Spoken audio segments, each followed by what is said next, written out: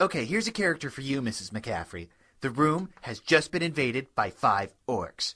Why don't you go first? What will you do? Why don't I use, what's they say, magic missile?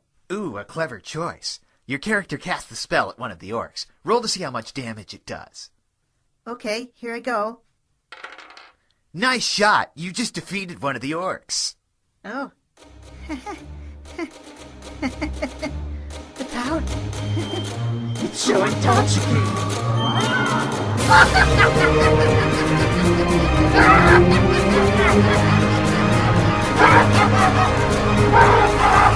Guys, I think we should call it a night.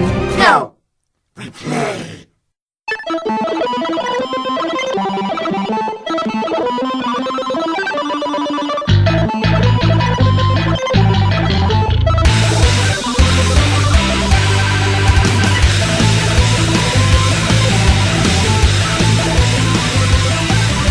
Hello and welcome to another episode of Rolling 20s. We are the show that thought Forever Evil was the title of Donald Trump's biography.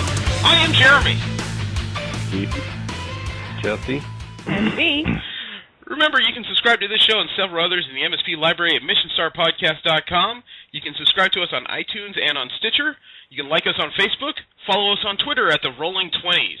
The music you heard before the show was by Machine Supremacy. You can find most of their discography for free download at machinesupremacy.com and their latest couple of albums at amazon.com. The clip you heard before the show was an oldie but goodie. We used another part of the Dungeons and the Dragons by Floating Hand Studios. Last video I heard he came out with, he's starting a parody of the Messiah complex in the X-Men lore. How's the morning? I'm starting to look at the sunrise here. It's morning. Well, at least I would if it wasn't for these high clouds. Underestimated the time it takes to chew a baby carrot. Overestimated? Underestimated. Underestimated. So you underestimated the time it took to kill a baby, huh?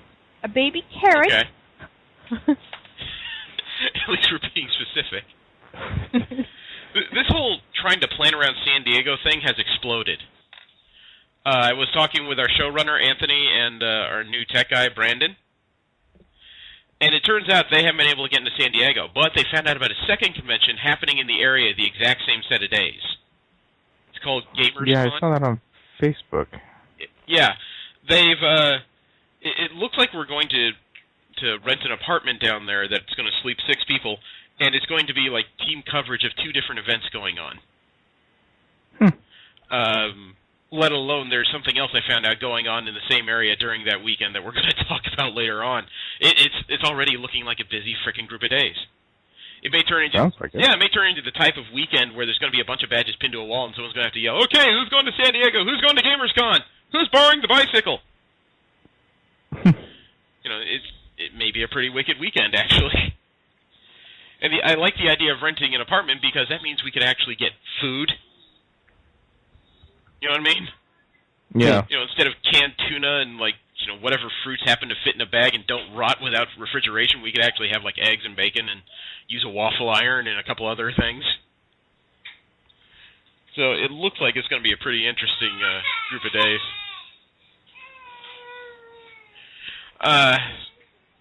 So everything has been steady for you guys so far? Yeah. And things have started to level back out. Okay.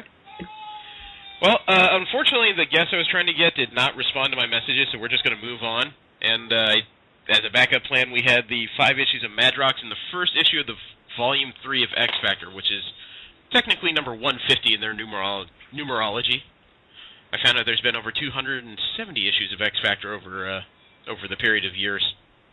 But before that, we will do what we usually do and get into our Kickstarter corner. Actually, before that, I did find one article on Dorkly. You know how they come up with some imaginative stuff sometimes? Mm-hmm. They had an article of what if Doctor Who had been an American TV show. I saw that. Yeah, the first Doctor would have been Burgess Meredith. Second Doctor, Dick Van Dyke. The third Doctor would be Vincent Price.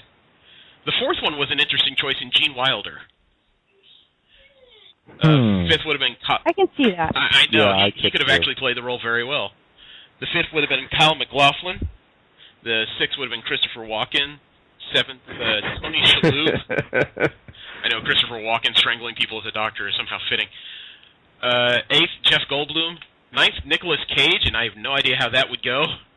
10th would have been Sam Rockwell. My wife hated that idea, but I found it kind of interesting, actually. I don't know who that is, I think. He was the guy who played the bumbling actor in Galaxy Quest. Remember the one who was dragged along for the ride? Oh, right. The extra. Yes. Trying to think what else he's... Guy. Yeah. He was also the villain in the first Charlie's Angels movie.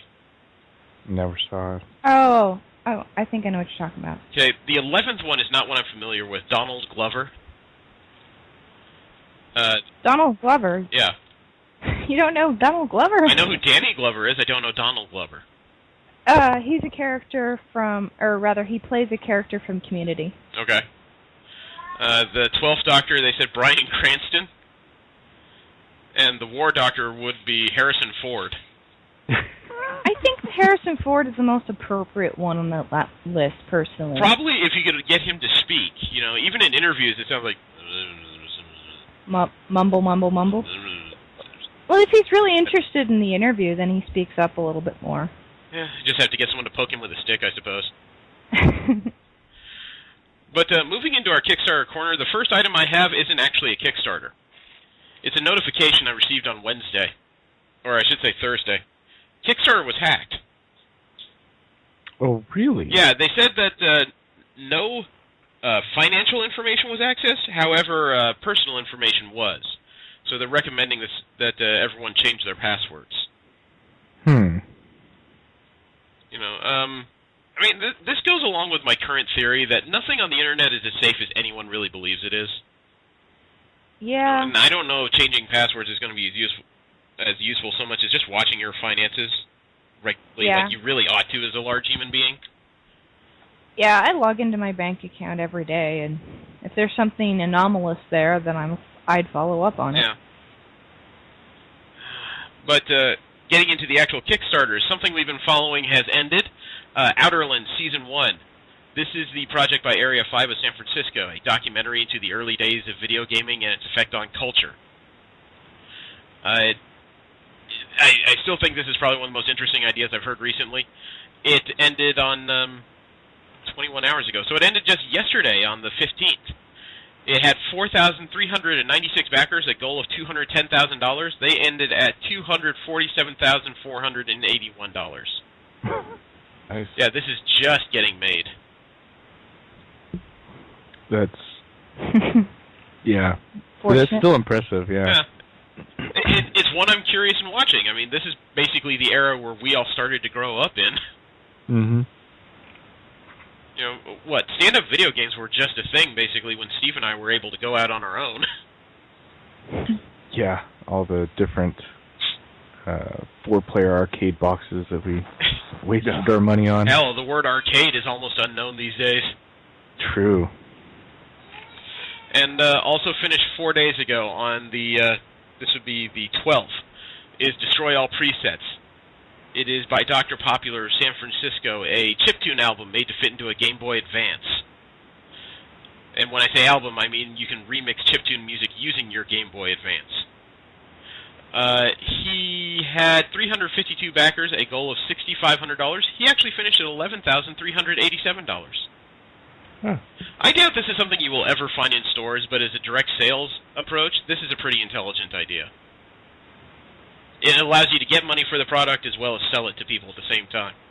Mm-hmm. I mean, hell, you get a digital copy of Destroy All Presets for just a $6 backing. Wow. So, it's a nice little idea, but it's definitely a niche idea. I can't remember the last time I saw a Game Boy Advance. Hey, that's me. You know, and I hang around with a bunch of kids who stare at their 3DSs like they're Bibles. I've never had a handheld gaming device. In the history of them, and I think it's fair to say, Nintendo is basically the only company to make a good one throughout my time. There have been several, but a lot of them have never really taken off due to a combination of library or power issues. Steve, would you say that's fair? Yeah. Hey, Steve, don't you still have an original Game Boy in that room of yours? Mm-hmm. Oh, that would not surprise me in the least. Steve he's not a hoarder, per se, but if it's video game related, he ain't getting rid of it. I do have 2 Atari 2600s. And now that you said that, you've been targeted. Uh-huh. Well, it's not at my house, so... And the Game Boy is here, but it's not mine. It's my sister's. Follow the clues. It's buried under the arch. Something I took a personal interest in is Hello Ruby by Linda Lukias of New York, New York. She's the one who was creating a children's book who was teaching programming fundamentals through stories and kid-friendly activities. She's been featured in The Guardian, Fast Company, Mashable, TechCrunch, and Wired. I still love this idea. A way to teach kids while not sitting them down in front of a tablet and having them zone out on YouTube for 4 hours. Yeah, it's pretty great. She has 5 days to go. This ends on Friday, February 21st. 7,934 backers. The goal to make this book is $10,000. She might as well make each one on a full computer because so far she's gotten $328,120. Jeez. I don't know if she's necessarily sitting back laughing at wherever place she lives in New York, but I certainly would. At the very least, speechless. Well, I mean, she definitely oversold the book. She can now afford to get a bigger printing press. I understand that she's done this a few times before, but believe it or not, as far as projects, it's not her first written book. But this is her very first Kickstarter. And it's already gone over that well. Obviously, her fans are well into the book and the idea. It's just beautiful that she has such a loving community of fans. Mm-hmm. On the other end of the spectrum, we have Glyph, a mobile personal theater with built-in premium audio. You guys remember this thing from last week? Mm-hmm. It's not a VR headset per se. It is just a pair of headphones with a monitor that fits across your eyes. And it's apparently been featured and pretty well rated by several publications, including CNET, Review.com, USA Today, Engadget, Verge, Extreme Tech, Discovery News, VentureBeat, Phys.org, Digital Trends Tested, SFGate Laptop, it's Jamie and Adam Tested, which I assume means Mythbusters, Engadget, Golem.de. This has already had a crap ton of press. And it has 4 days to go and ends on February 21st. 2,862 backers, a goal of $250,000. Currently sits at $1,318,831. I think it's getting made. Done by Evegant, Evegant.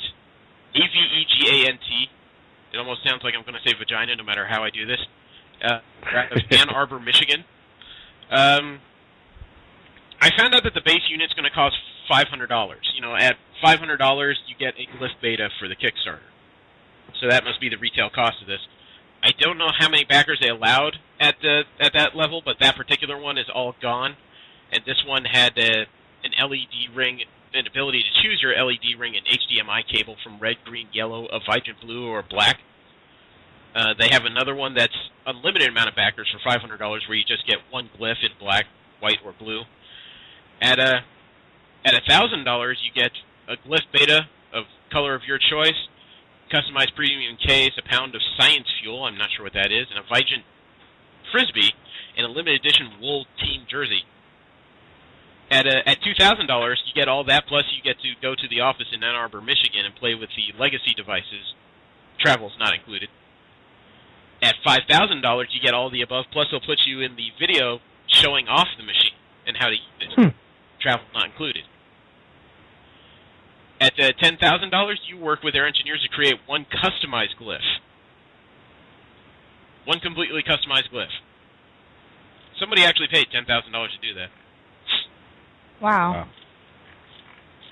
So I'm curious to see it. Like my love affair with video game systems, I don't want to be the first one to try it. I don't want, a $500 mini brick. I want other people to figure this out for me. Yeah, leave that to the people who have money to just burn. Yeah. You people that brag about your income, now's your chance.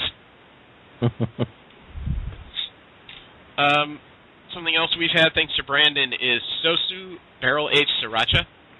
It's being done by Sosu Sauces of San Francisco, California. I feel like I just belted out a limerick.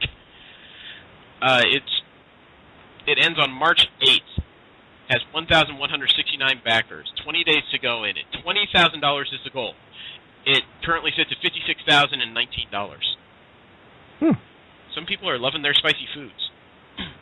I don't know if Sosu is already a restaurant in San Francisco. I guess that would be a question I should ask. Maybe that's how people have heard of this so much. Or maybe, it's just America's obesity problem being brought out in Kickstarter form. But, she's succeeding. I have nothing bad to say about her success. Something else Brandon brought to us is the Cat Town Cafe. The Cat Man of West Oakland is working with Indiegogo to try and fund the first cat cafe in the U.S. It has a goal of $60,000, has 21 days left, and ends on March 8th. He currently sits at $18,374. Nice. It's not bad, except for the fact that the funding period actually began January 28th. It appears to be a 45-day project. So at the roughly halfway point, he's about a little under a third of his goal. There's still a decent possibility he could pull this off, though. Yeah. I don't know. I just couldn't imagine sitting in a cat cafe. I think I'd be the person to go in to just see what the kitsch is, sit down with my laptop, be accosted by 3 cats, and suddenly decide I have to leave. I know there are cat lovers out there. I just don't need to be surrounded by them. Well, I identify more with werewolves and vampires, so I'm sure they just kind of sit and stare at me. Let alone I live with 3 dogs and a rabbit. They'll probably go, "You smell like food." And danger. Yeah, that attracts pussy. Also, we have Fund the 2014 Union Square Fire Dancing Expo by Glitter Girl in San Francisco, California. It's apparently the largest free fire dancing show known in the U.S., but they've run into funding trouble, and they're looking to crowdfunding to try and fill the gap. They have 10 days to go, and it ends on February 27th. 72 backers, a goal of $8,737. They currently sit at $4,694. It's fairly close. It's not a big goal. It is one of those things where the arts community doesn't seem to be as interested in Kickstarter as the, I guess you could say the commercial community. Those looking for a product are usually more fervent than the ones looking for shows. I don't know if I said that correctly. Did I?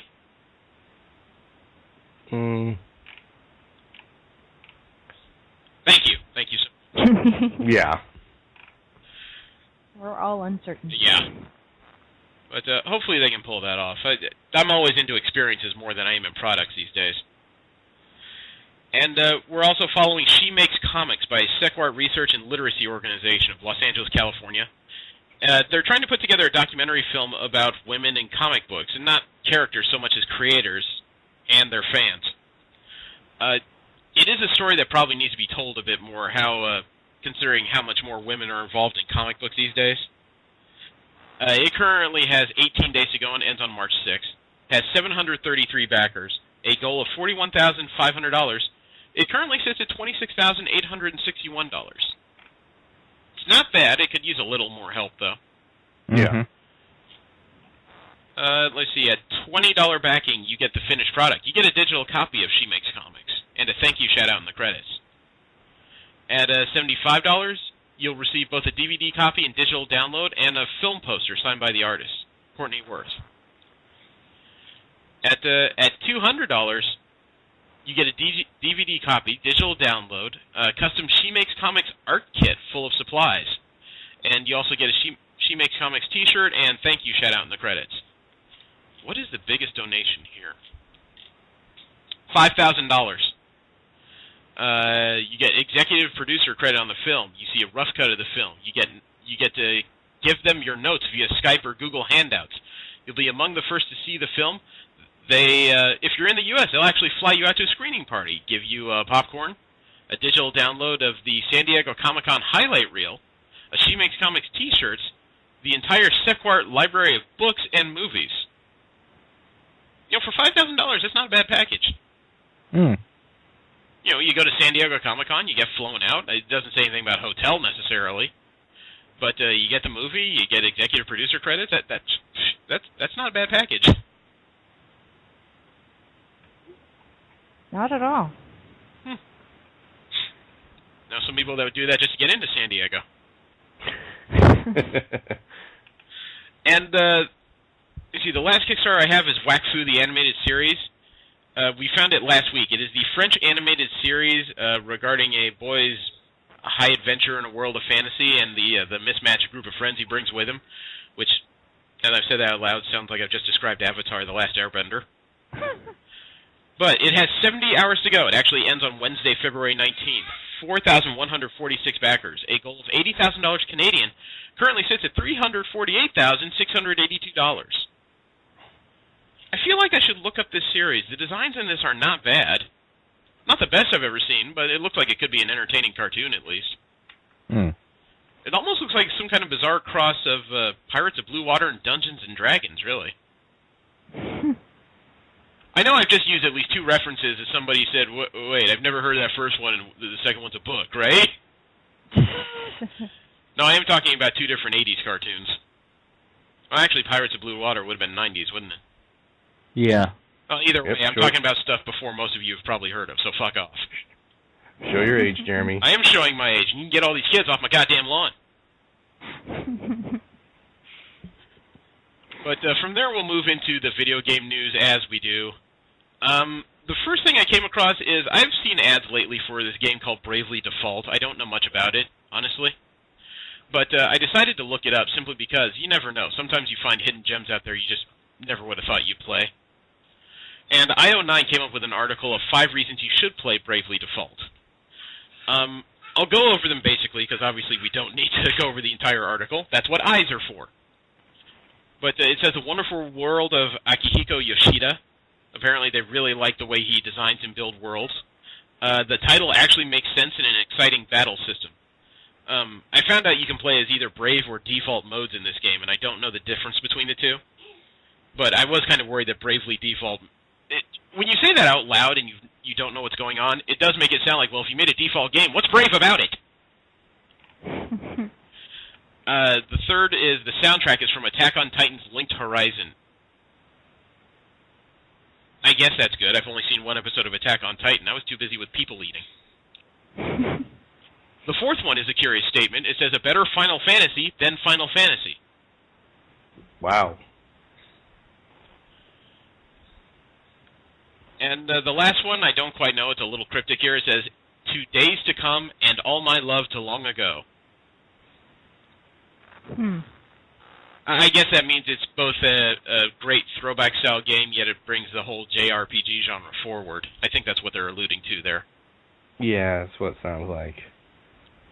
So I at least have something to keep an eye out for. Unfortunately, I don't have a 3DS or 2DS or 1DS or whatever the hell they put out with these days. I may buy a handheld eventually, but I don't need something else in my hands that could distract me from the real world while I'm walking around. My cell phone is good enough at that. Yeah, they're all merging into one entity anyways. Getting there, except Apple won't put anything on mobile platforms. They're as getting as tight-fisted as Apple about their copyright properties. They should allow a little more open sourcing. Agreed. Okay, we found an article about video games and violence. And I think I heard Steve just roll his eyes because he always hears about articles about how violence sparks video games. Might hurt me, too. Okay, well, this one went the opposite way. It says that blaming violence on video games does more harm than good, according to a researcher. I might have read this article. Yeah, a researcher in Brock University in Ontario, Canada, evaluated 109 students between the ages of 13 and 14. They found a correlation between playing violent video games and lower than average empathy and empathetic development. It was pretty much a social study. Mm-hmm. But there was another one that went the opposite direction. Christopher Ferguson is a professor of psychology at Stetson University, and he studied the links between violence and the media. And he says the problem with all of this is that there's data everywhere. There are studies that find effects, but there's others that don't. According to him, there's no consistency in the overall effect of video games on violence. according to him, he says, quote, most kids play violent video games, and there's really no evidence of it having any negative impact on them. Kids today are actually less aggressive than they were 20 or 30 years ago, unquote. Yeah, I tend to agree with that. Well, I don't know if kids are less aggressive. I'm still of the mind that video games themselves aren't really a cause of a problem so much as a symptom. You know, and just playing violent video games I don't think makes you a violent person. If you have a predilection to them, I do think there's a couple of markers to watch out for. Yeah. If he's obsessed with Call of Duty and how well that knife goes into a guy's throat, maybe you should have a conversation with that person. Yeah. You know, but if he just plays the occasional violent video game and then goes on to Pokemon or something, unless he's stomping on small animals, it's really kind of hard to find a correlation. Or I should say throwing painted rocks at them trying to capture them. So, and then use them in a battle slavery type environment. Right. There's so many times on Fox News where you hear about some guy who does something horrible. They go into his place and they find he has posters of Call of Duty and Halo on the wall, and they go, "Oh, so that's what caused it." That's not what caused it. That's just what some violent people are fans of, unfortunately. You know, Steve may have been a long-term Halo player, but I don't even like guns. You know, that's been a lifelong thing for me. I don't mind playing shooters because I can actually disconnect my fantasy from my reality. Yeah. Just because I play with Transformers all my life doesn't mean I tried to reverse my elbow and fold it behind me. So, you know, I thought this would be an interesting article because for once we actually heard one guy go, "That's bullshit." Yeah. Thank you. It's refreshing. And people finally... They acknowledge it may not be as everyone says it is. Yep. Last week we talked a little bit about the PS3's exciting new what do you call it, accessory device, the headset. We talked about it? Yes, we did. Don't you remember we were kind of making fun about how they had a video talking about all the great new DLC and new accessories they had for the PS? Oh, yeah. It was something I didn't care about, so I didn't actually, commit it to memory. Well, get this. The Xbox One has a headset adapter that has some, quote, really lame rules. Now, it's the Xbone headset adapter, and according to a variety of journalists, there are some caveats to its functionality, at least according to a group's article on Screw Attack. It says, first of all, none of your wireless headsets will work, apparently. Maybe this was obvious, but it sucks nonetheless, so no Triton warheads or primers, and no Xbox 360 official wireless headsets. Now, the cable for the adapter that comes plugged in will only provide you chat audio for game audio. Oh, for game audio, you have to connect your headset to the TV or Xbox One optical out directly. And apparently for either the official headset or adapter to work, you need to update the firmware on your Xbox One controller. That's awfully complicated for a gaming headset. At that point, why even buy the headset? Just plug it into the TV and inconvenience a few people. Yeah. I'm not going to remember this next week. Yeah. Well, in that vein, Microsoft is going to put a fix on the Xbox One controller via the Xbox One system at the request of the developer of Titanfall. The developer of Titanfall, I can't remember the name of the company right now, they found the controls were a bit too twitchy. So they've asked for an update to kind of tone that down a little bit to make movements a little smoother. It's going to be part of the February update to the Xbox One, so it may come out in the next, well, it would have to come out in the next couple of weeks. Titanfall's released on March 19th, or no, 11th, actually. I think it's the 11th. By the way, I've been beta testing that game on PC. How is it? Oh, my fracking God. It is, as an FPS goes, as soon as I thought it was going to be average, it suddenly kicks up into a really fast pace of action. They haven't released a story mode. They're just kind of stress testing the multiplayer function. But it's very quick movements between sprinting and running. You know, unlike Halo that only has one speed, this one has two. You can wall jump, as you see in the videos, very quickly. You can double jump. Everything moves very fast. And it really kind of adds to the stress tension when, for the first, I think, minute of multiplayer matches, you can't use the Titans. So you've got all these people angling for the high ground and trying to trying to get themselves into position for that when they can summon the Titans, everybody's effed. And let me see, if you have a team match and you lose a zone, you have to get to the dropship. You can get on the dropship, okay, but they can shoot down the dropship before it gets away for extra points. Yep. This is a brutal game. I've heard of things where where your Titanfall can be used to kill people. Yeah, you can summon it down. I'm literally calling it in. Huh? You can summon it down on top of people. I've heard someone summoning down on another Titan. Oh, yeah. Like I said, you can summon it down on top of people, and plus, because it's big and small people are squishy, you can just run them over. Have you ever been ripped out of one yet? No, I actually did that to somebody. By accident, too. He allowed me to get him behind him, and he didn't see me, and it just punched him. It spun around the Titan, and I see my fist go right into the controller cockpit. Then you shove back the Titan, and I realize there's somebody in my hand. So that was a pleasant surprise. So, moving into Marvel Media news. Did you guys see that they've already released a picture previewing Jamie Alexander on Agents of S.H.I.E.L.D.? I did not. It's just a single image. It's not anything fancy. I will go ahead and send you guys a link so you can take a quick look. It is literally just a picture that looks like Sif somehow wandered onto the bus plane that they're using in the series. So I would guess this is the first time they find out that she's on Earth, or at least brought into the plane. I don't know if I'd want someone with, strength comparable to the Hulk on my plane. I'm sure she, I'm sure she knows how to be gentle. Yeah. I could see Thor causing an issue.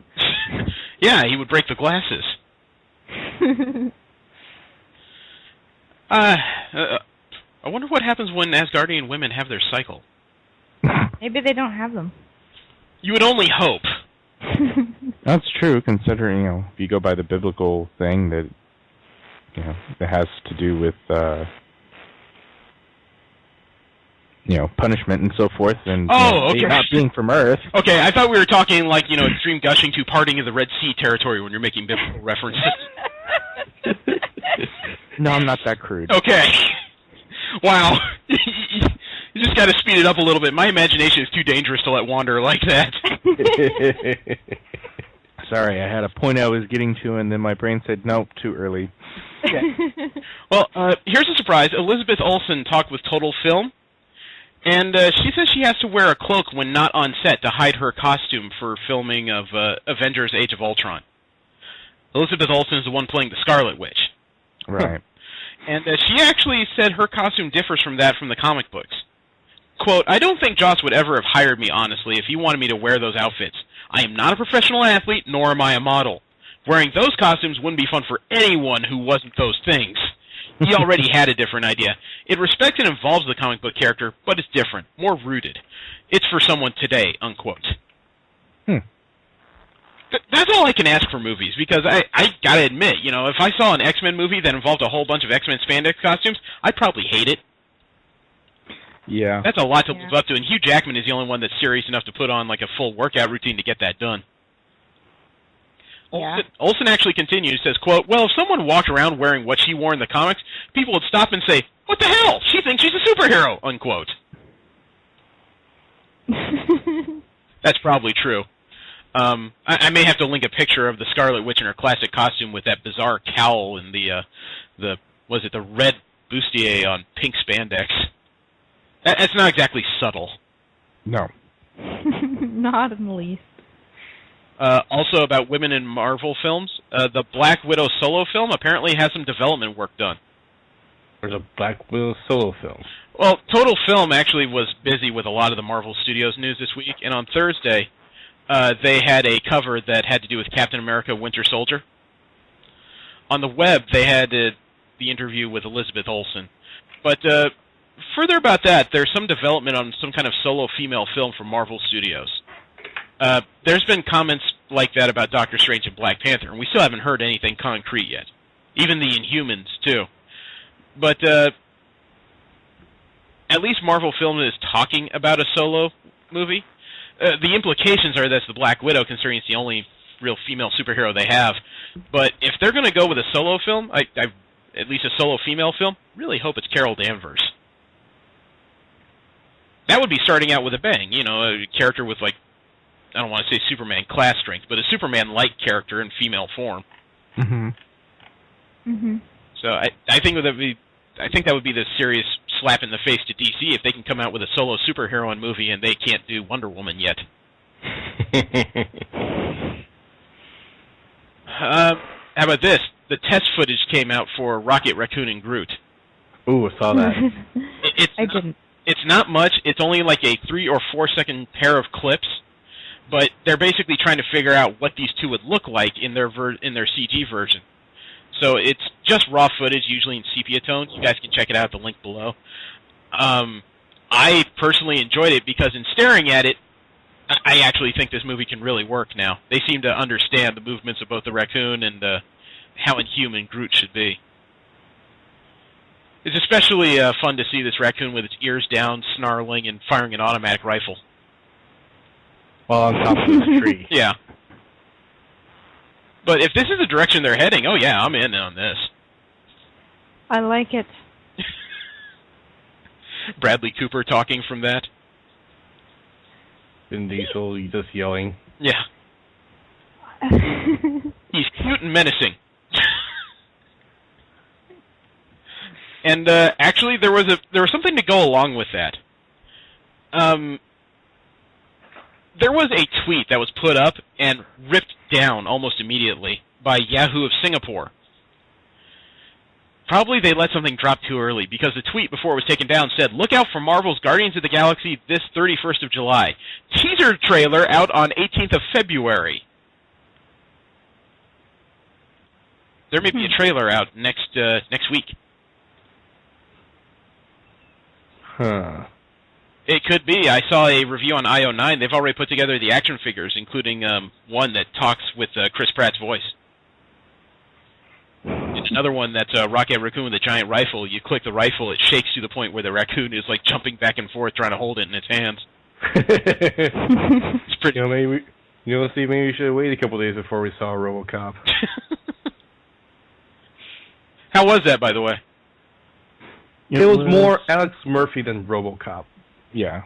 I can't say that's necessarily a bad thing. RoboCop, by today's standards, is a pretty wooden thing. It definitely didn't have the same gore factor, which, honestly... It's not necessary. No, it wasn't. No, but there was necessary. just enough of it to get the idea across. That's something, I suppose. I mean, the more I hear about it, it's literally one of those things where you loved it or you hated it. There really doesn't seem to be an in-between. Yeah, I haven't seen it yet, but a few people I know have weighed in and said they liked it. They did pay homage to the original RoboCop as well as the animated series. They would pretty much have to. That would be a demand by fanboys. Yeah. But they did it. I think quickly. they did it appropriately. Okay. Yes. Well, we'll move into DC media news. There's an actor named Tom Cavanaugh. He used to be the lead on NBC's TV series called Ed. He's joined the cast of The Flash as Harrison Wells. He's called a, quote, rock star in the world of physics and the mind and money behind Central City Star Labs particle accelerator, unquote. So in other words, he's going to be the person The Flash goes to every time something new happens with his powers. What was his character name? Harrison Wells. I don't know if I'd want to be known, the short version of my name is Harry Wells. But that's already joining Grant Gustin as a Flash, Jesse Martin as Detective West, Candace Patton as Iris West, and Danielle Panabaker as Caitlin Snow, a.k.a. Killer Frost, and Rick Cornett as Eddie Thawne, the Reverse Flash. Oh yeah, and Carlos Valdez as Cisco Ramon, Vibe. Really? That's something else we talked about last week, dude. I don't remember. It's chill on the video games when we're talking.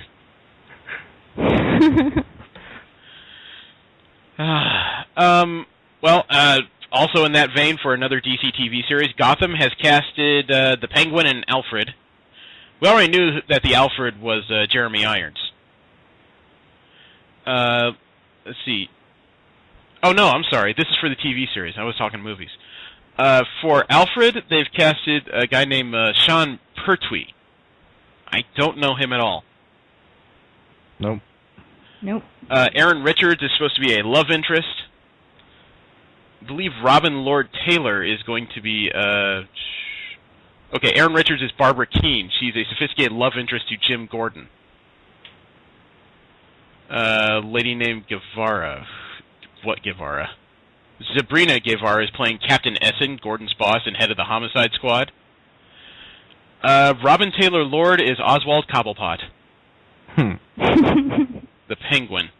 Yeah. In the show, he's going to play a low-level psychopath for gangster Fish Mooney. Again with the name Fish today.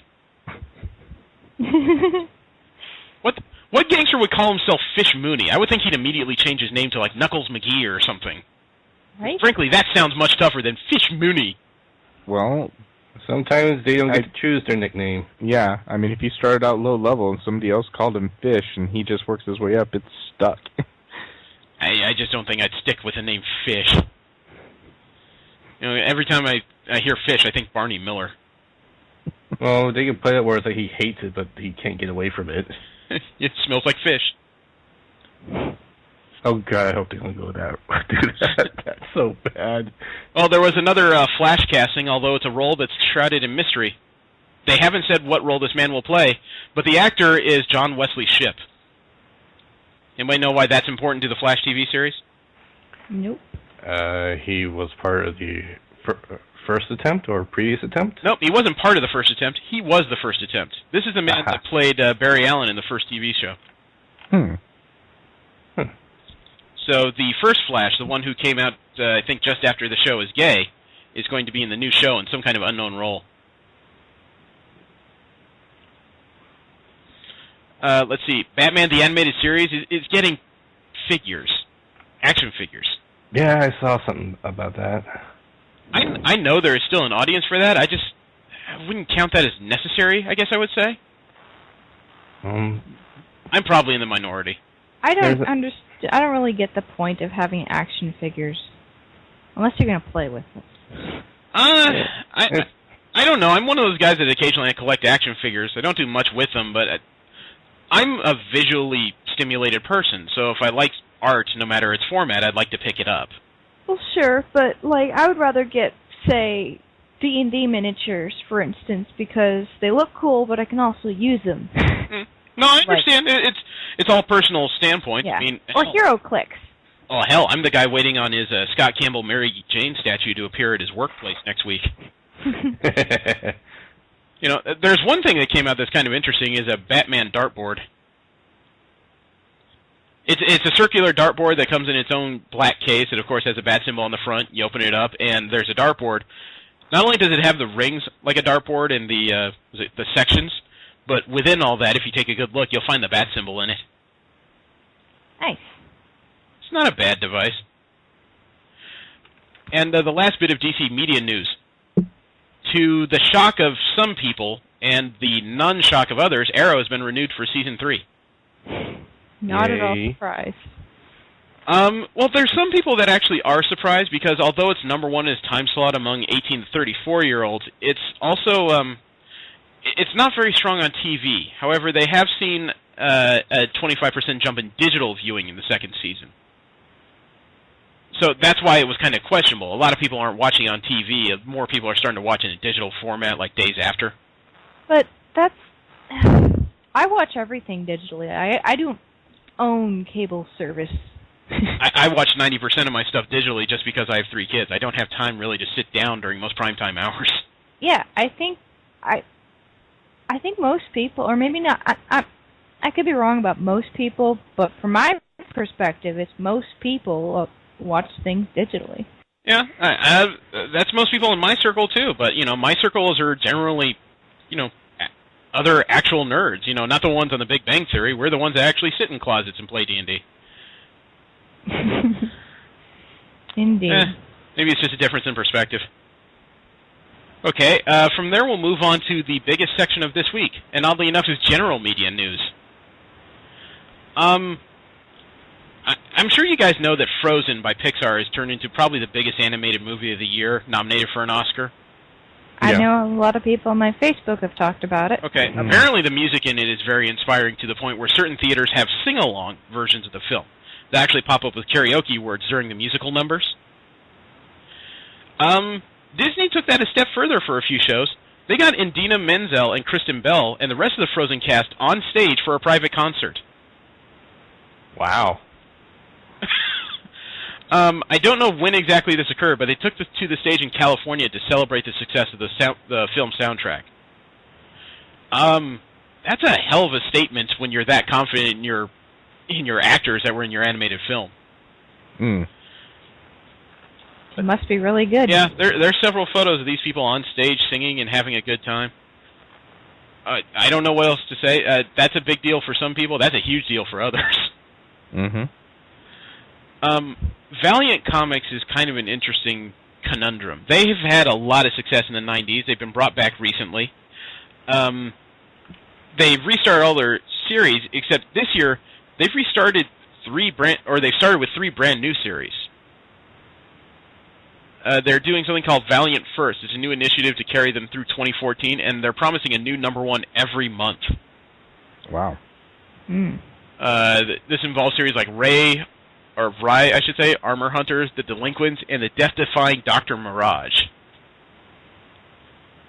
Coming out with a new #1 every month, that is really, I don't want to say pushing it, but it's ambitious. Especially since it's usually hard enough to get comic readers to lock on a new series at all, at least without a major movie behind them.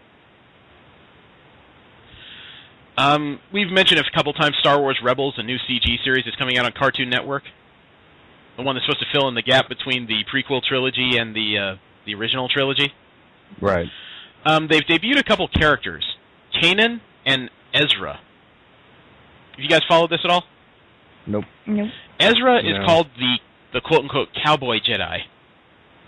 He's being all right, I'm interested. He's being acted by Freddie Prinze Jr., apparently after the culling of Jedi and, what was it, Executive Order 66, I think it was called?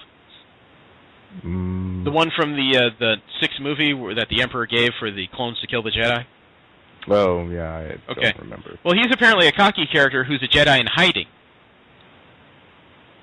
He plays a smuggler who was using a pistol up until a point where the Empire started encroaching on his territory, and for the first time in, I guess, about 12 years, he picked up his lightsaber and started fighting. So he kind of has a different set of skills. He doesn't carry a robe. He has a goatee. You know, he wears like some light battle armor. He's definitely very far outside the stereotypical Jedi role. Holy crap. Greg Weisman's on this. I'm going to watch this. I don't know who that is. He's the guy that is responsible for Gargoyles and Young Justice. Oh, okay.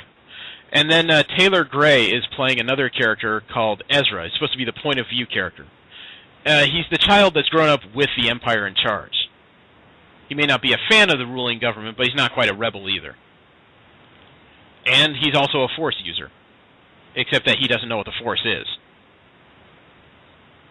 So they've taken a different route in this. It's just the CG style, you know, that Green Lantern animated series and Star Wars Clone Wars animated style. Yeah. That is not my dig. I always think of that as too shiny. It's too plasticky for me. Yeah, I've never tried it. Yeah.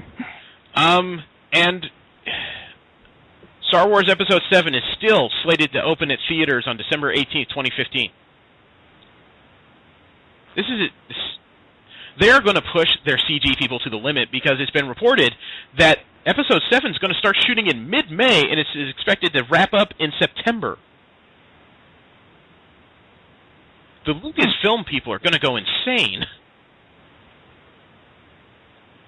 That's a lot of work in what, 14 months? 15? Maybe there's been advancements in how fast they can make things. Well, or they're picked up on some of George Lucas's old techniques. Or because they're all owned by Disney, they'll just start slapping them with wads of money until they finish the work. You know, it's amazing how some people are motivated. One of the producers of Firefly, according to Entertainment Weekly, has said that a limited series reboot could be great. Yeah, I read that one.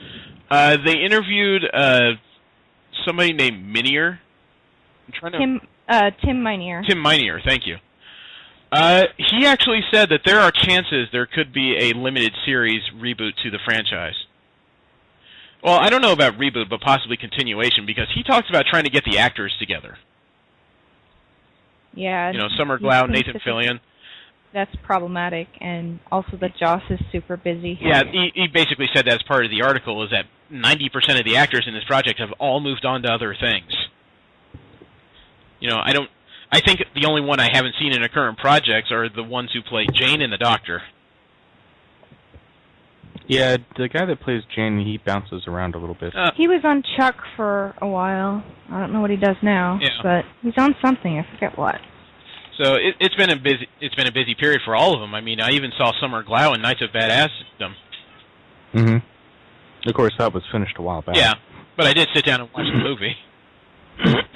How did you like it? It wasn't quite what I expected, and that's not in a bad way. It's just in the description in the movie synopsis, it sounds like a serious comedy, but it's actually more of a horror movie spoof. That's kind of what I got from watching the preview. I just didn't quite expect that. You know, most of the preview had to do with Peter Dinklage and Steve Zahn just kind of geeking up a little bit. Right. But then once the succubus showed up, it looked to me like typical horror. Yeah, there was actually a couple of unexpected character deaths in there. That's all I can say, because V's about to kill me. I can feel it. Yes. I've had a busy week somehow. Well, the internet's a wonderful thing, and it's on VOD. Yeah. How about this? This hit this hit me sideways, even as a rumor, because the unfortunate thing is I could see this happening. Chris Pratt playing Star-Lord of Guardian of the Galaxy, and Danny McBride from The End of the World and Tropic Thunder. The rumor is they are on talks to do a Knight Rider movie. A what? Okay. A Knight Rider movie. I have no idea what roles they're up for, but the word is that they may be attached to a film that's already being written based on the original David Hasselhoff Knight Rider. So it's going to take place in the 70s? No, this would be a current movie. If you can make a Knight Rider TV show, yeah, I don't think you can go backwards. I have no clue who thought this up, but I mean, it's not something that you can take lightly, because, you know, there have been other 70s action, or 70s and 80s action remakes. There's been 21 Jump Street and The Green Hornet, and, you know, as you can tell from that list, success has been varied.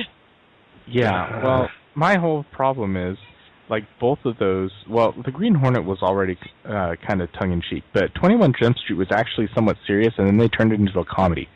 Please don't do that to Knight Rider. I don't know. Considering the kitsch from the show, I would almost think action comedy is the only way to go. The only way to make this work to me would be to do what Sci-Fi did with Battlestar Galactica. Keep the name and a couple of items, but after that, scrap the rest and rewrite the whole damn thing. Yeah, but at least that was a drama. Yeah, which is what Knight Rider was supposed to be. It just never quite came across that way. I think it's very hard to make a drama when one of the characters is an object. Why not? They made Twilight, didn't they? Ouch. I gotta get a rimshot sound effect. How about some happier news? Okay. Dr. Horrible 2 is still in the pipeline. I read about that. They've written a lot of songs. They're still having trouble getting the actors and the director, who's busy with Avengers and stuff, together in one place, though. But they've apparently written a lot of music, so they feel confident that they will get this done at some time. It's just a question of when. I still don't think they've set aside a shooting schedule yet. So there's a lot of curiosity, and fans would like to see this project, including me. Yeah. Steve, Jesse, have you guys ever watched Dr. Horrible? I've never heard of it. You know, you guys should What? Netflix it. I've heard of it. I just never watched it. You should seriously Netflix it. You would be superbly entertained. Yes. The story of Dr. Horrible is about a C-list supervillain who keeps getting beat up by the A-list superhero in town. And he falls in love with the same girl as this cocky and arrogant superhero. And yet the whole thing is a musical number. Yeah. Oh no, I did watch that. Ryan showed it to me. Yeah, okay. Because it starred the janitor from Neil Patrick Harris. Yeah, Neil Patrick Harris and Nathan Fillion and I never remember who. I don't remember Nathan Fillion being in it. He was the hero. He was the hammer. and He was the asshole? Felicia Day. Yeah, it was an awesome little thing. It was funny. I will never forget that the beginning of the whole thing when Neil Patrick Harris is playing Dr. Horrible and doing a video blog to all of his followers about his latest nefarious plan. He lays the whole thing out, what time he's going to be there, then he turns it off, and the next thing you see is him turning it on. He's got a black eye. Okay, so maybe I shouldn't quite advertise every time I'm about to do a crime. I didn't think that the excuse me, the hero was Nathan Fillion. I thought that was the guy that played the janitor in Scrubs. Nope, that was Fillion. Nope. You may have watched something different. I may well, the one that I watched was Neil Patrick Harris playing the doctor, but the one that I watched, I could have sworn that was the guy from Scrubs. Yeah, that guy was never in it. All right, well, whatever. It's not like he hadn't done musicals before, so that's why I didn't think it was that much of a stretch. Anyway, I guess I'll have to go back and watch it again. Well, how about this? There is a new movie coming out to the internet. Actually, it's on VOD right now. Have you guys heard of The Returned? No. Could you be more No. precise? It is called The Returned. I can't be more precise than that. I know. Okay? It's an interesting idea on zombie apocalypse. The movie is about what happens when you cure the zombie apocalypse. Oh, is this that TV show that's coming out? Nope. No. This is a new movie on video on demand. The storyline is scientists found a protein serum that will allow a zombie to turn back into a person. But you have to inject the solution every single day or they return to being a zombie. The storyline continues in that there is a rumor that suddenly goes around while there's a woman who's in love with her returned boyfriend. And the story is that they're running out of the return enzyme. Mm-hmm. So they hoard as much of it as they can, and they go on the run. Apparently the government is even talking about culling the remaining zombies, including the returned, just as a safety precaution. This is a very different type of project when it comes to zombie stuff. Yeah. Although I have to admit, I'm kind of tired of zombie stuff in general. Yeah, well, this isn't quite... This is more of a classic monster movie. I mean, it's kind of like the Hulk. Can you keep it under wraps until it goes insane? So I'm not much into zombies, but I gotta admit, this is more of my interest. I love different stories. Sci-fi may not have a right to their name anymore, regardless of how they spell it. Yeah? They've announced their 2014 lineup, which includes the end of Warehouse 13. Ooh. That show is ending. And in 2014, they're premiering several new shows, including My Big Fat Geek Wedding, where a wedding planner who specializes in nerd motifs is at work. Carvers, which is a show about people carving things into art. Foxy and Company, where one-time Face-Off contestant Eric Fox and a few people will start a monster production company.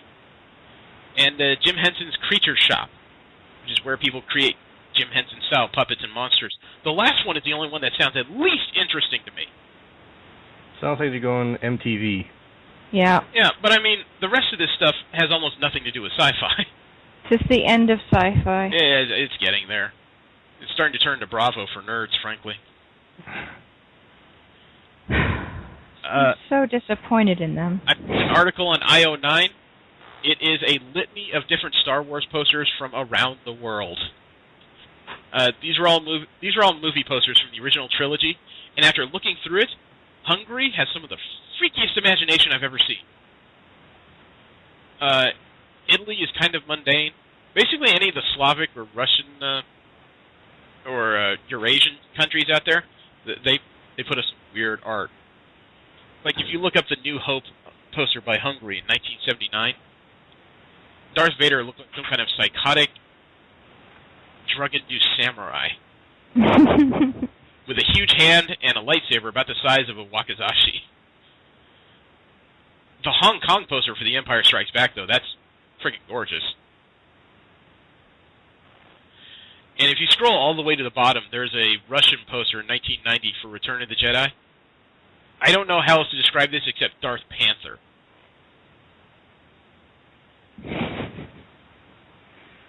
I like the France one. France has some interesting stuff. Is that the Empire Strikes Back one? Yeah. Yeah. Yeah, scroll all the way to the bottom and check out Darth Panther. I just staring at it kind of freaks me out a little bit. And I don't understand why the glyphs around the edge of the Wow. either. That is freaky. Yeah. That's Russia? Yeah. I don't understand what the little pictures around the edge of the poster have to do with anything. It all looks very tribal, like... Almost African. Yeah, that's exactly what I was trying to think of. Like... The poster above that, the one by the other Russian poster, is that supposed to be the Emperor, or is that supposed to be Yoda? I have no idea what any of these things... Well, if you check out the fifth from the bottom, the Return of the Jedi poster from Poland, it looks like somebody shot Darth Vader in the face. It does. It's a picture of this small explosion, the helmet breaking apart. That's all it is. It's like he got terminated or something. I bet a lot of people were disappointed. Little too on the nose there, dude. Oh, well. We'll keep going before we just bore people to death talking about these freaky-ass posters. The last bit of general media news, Michael Keaton confirms Beetlejuice 2 is in the works. Holy shit. Awesome. He said in a recent interview, quote, "I've emailed Tim a couple of times, talked to the writer a couple of times, but all really, really preliminary stuff until relatively recently. I always said that Beetlejuice is the one thing I'd like to do again, if I ever did anything again. But it kind of required Tim to be involved in some way or another. Now it looks like he is involved, and without giving too much away, we've talked to each other and emailed each other, and if he's in, it's going to be hard not to be in," unquote.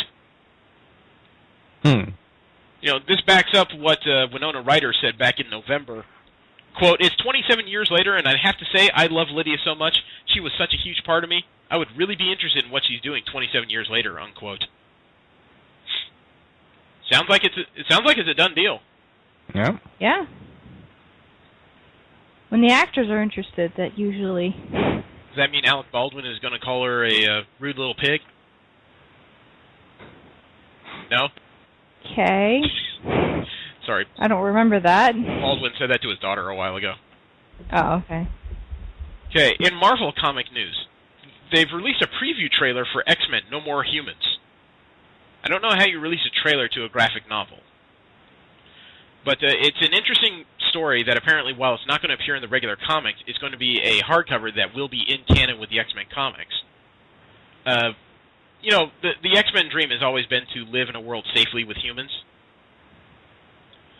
But the X-Men at one point wake up to a world where there's no humans left in it, just mutants. And when they say no humans, they've all vanished. It's not like they've turned into mutants, they're just gone. So different fractions of X-Men are trying to get together to figure out what happened. But you know there's factions within the X-Men that wouldn't care if humans ever reappeared. Oh, yes. So I guess the question becomes, what do they do? And something that will interest Jesse is Avengers Undercover, the continuation of the Avengers Arena storyline. The writers of the series have promised that at least one of the characters in that series will become a supervillain. Oh, shit. Yeah, for those that don't remember, Avengers Arena was kind of the battle royal of the Avengers world. Several of the characters from the Avengers Initiative were captured by Arcade and put into a battle royal style game to the death, which a few characters managed to survive. Those characters decided to go undercover in the Masters of Evil, which now have their own sort of underground nation, to try and find out what happened to Arcade and hopefully kill him. But at least one of those survivors is going to become an honest-to-God supervillain. I like villains. Well, Arcade was kind of brilliant about it because as much as everyone tried to cover up the fact that, you know, kids were put against kids and sometimes fought each other to the death, he recorded the whole thing, and as soon as his plot went up in smoke, he put it all out online. Basically, it's a giant YouTube video.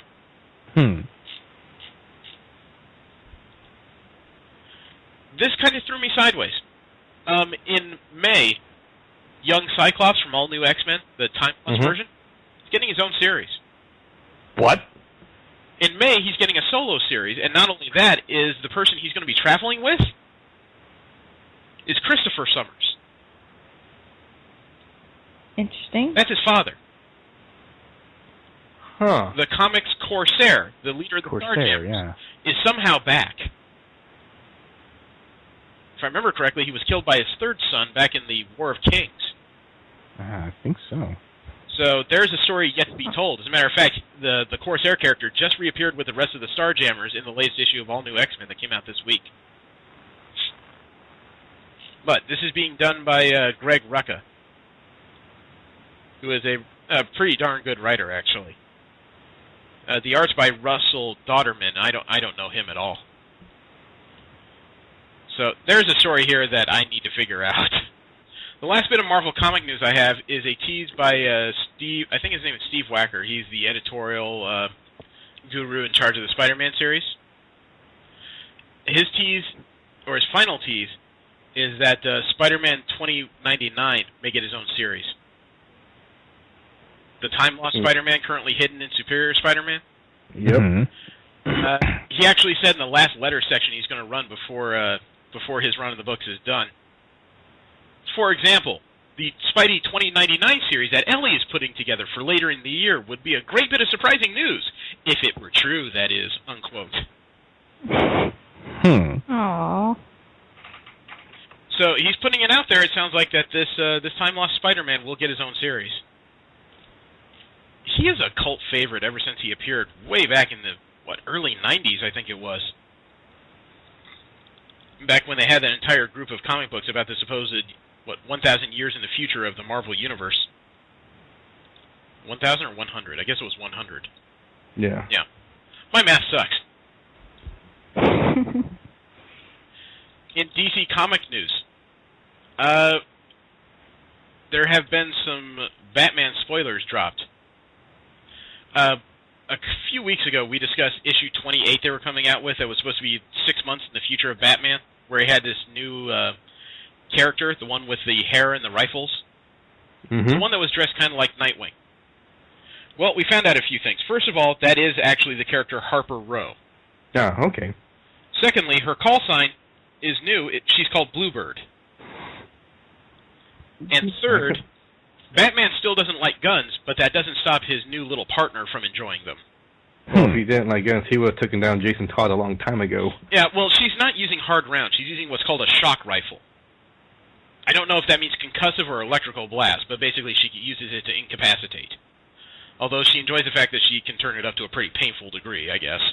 That sounds like a projectile with electrical charge, which, spoiler alert, is something they actually put into RoboCop. Well, I sat down and flipped through it. I can't say I read it entirely. There were sections I read, other sections I skimmed. She's more like what we discussed. She's not as much of an infighter so much as a gunner. So she has a device, for example, that she can use to create a trip line across an open area, which she then jumps up to, uses a hook in the back of her boot to hang from upside down, and uses it to twist in several directions to cover an area with a rifle. She also has some very strong dislike of crime figures. And the biggest crime figure in Gotham right now is Catwoman. Really? Or at least 6 months in the future.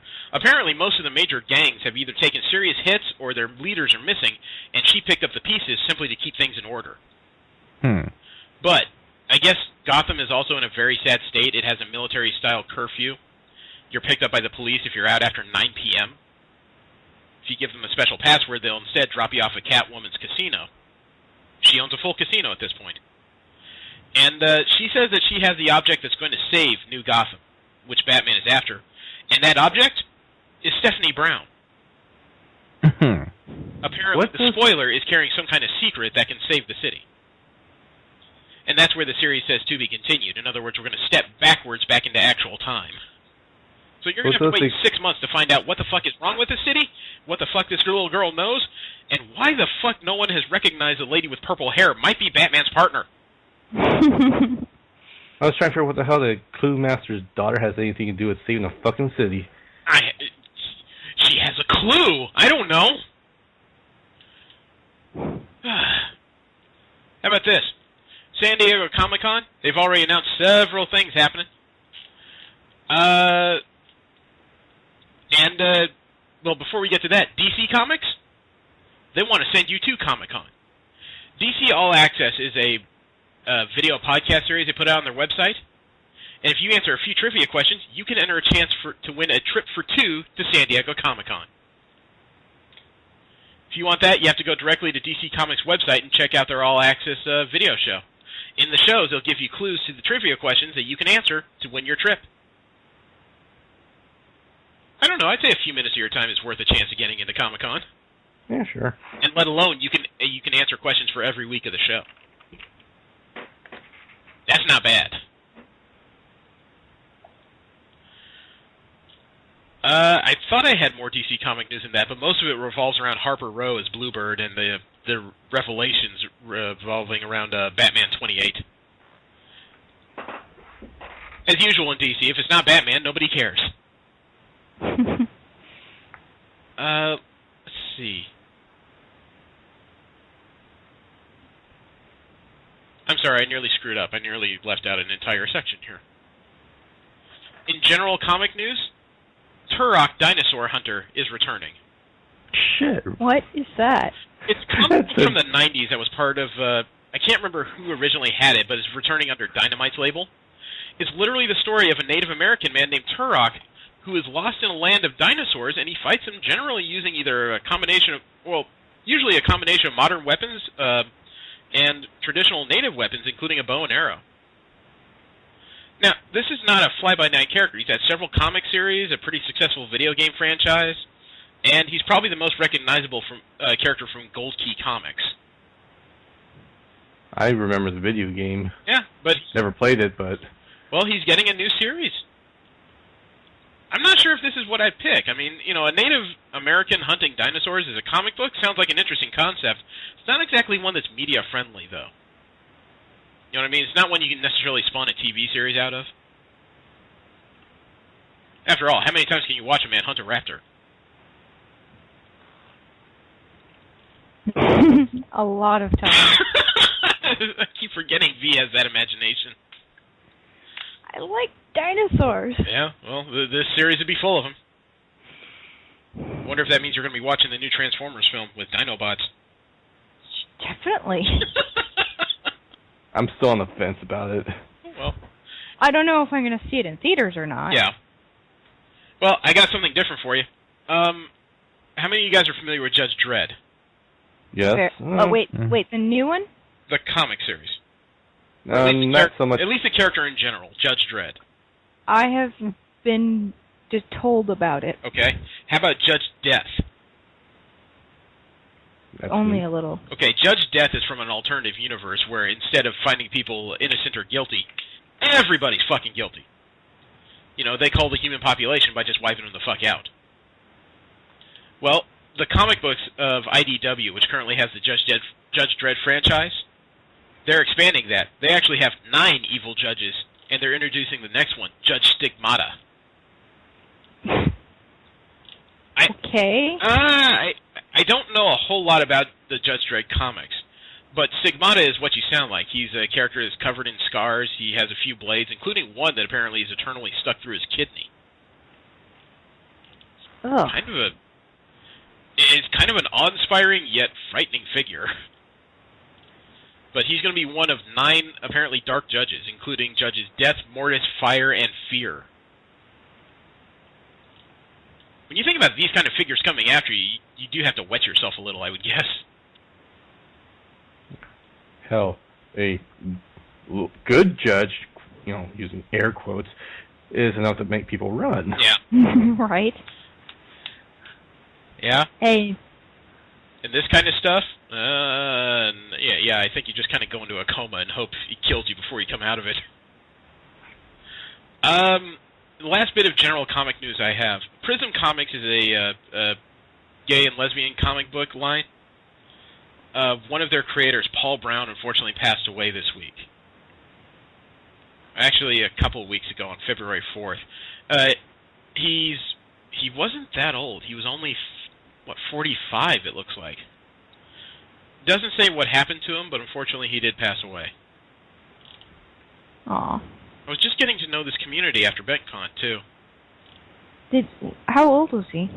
He lived from 1969 to 2014, so I believe that makes him 45. That's young. Yeah, it is. It says he passed away unexpectedly, and he's survived by a partner, William Tyler. Excuse me. So it doesn't sound like murder or foul play. It sounds like he may have just had a young heart attack. It's always sad when stuff poor health. happens. Yeah. No, he doesn't look like he was a big figure. He doesn't look like a very large gentleman. But he was the events chair and, oh no, I'm sorry. The events chair and current president of Prism Comics had run booths with San Diego Comic-Con with him, and they couldn't have done that without the help of David Paul Brown. The guy ran their online store, managed sales and inventory.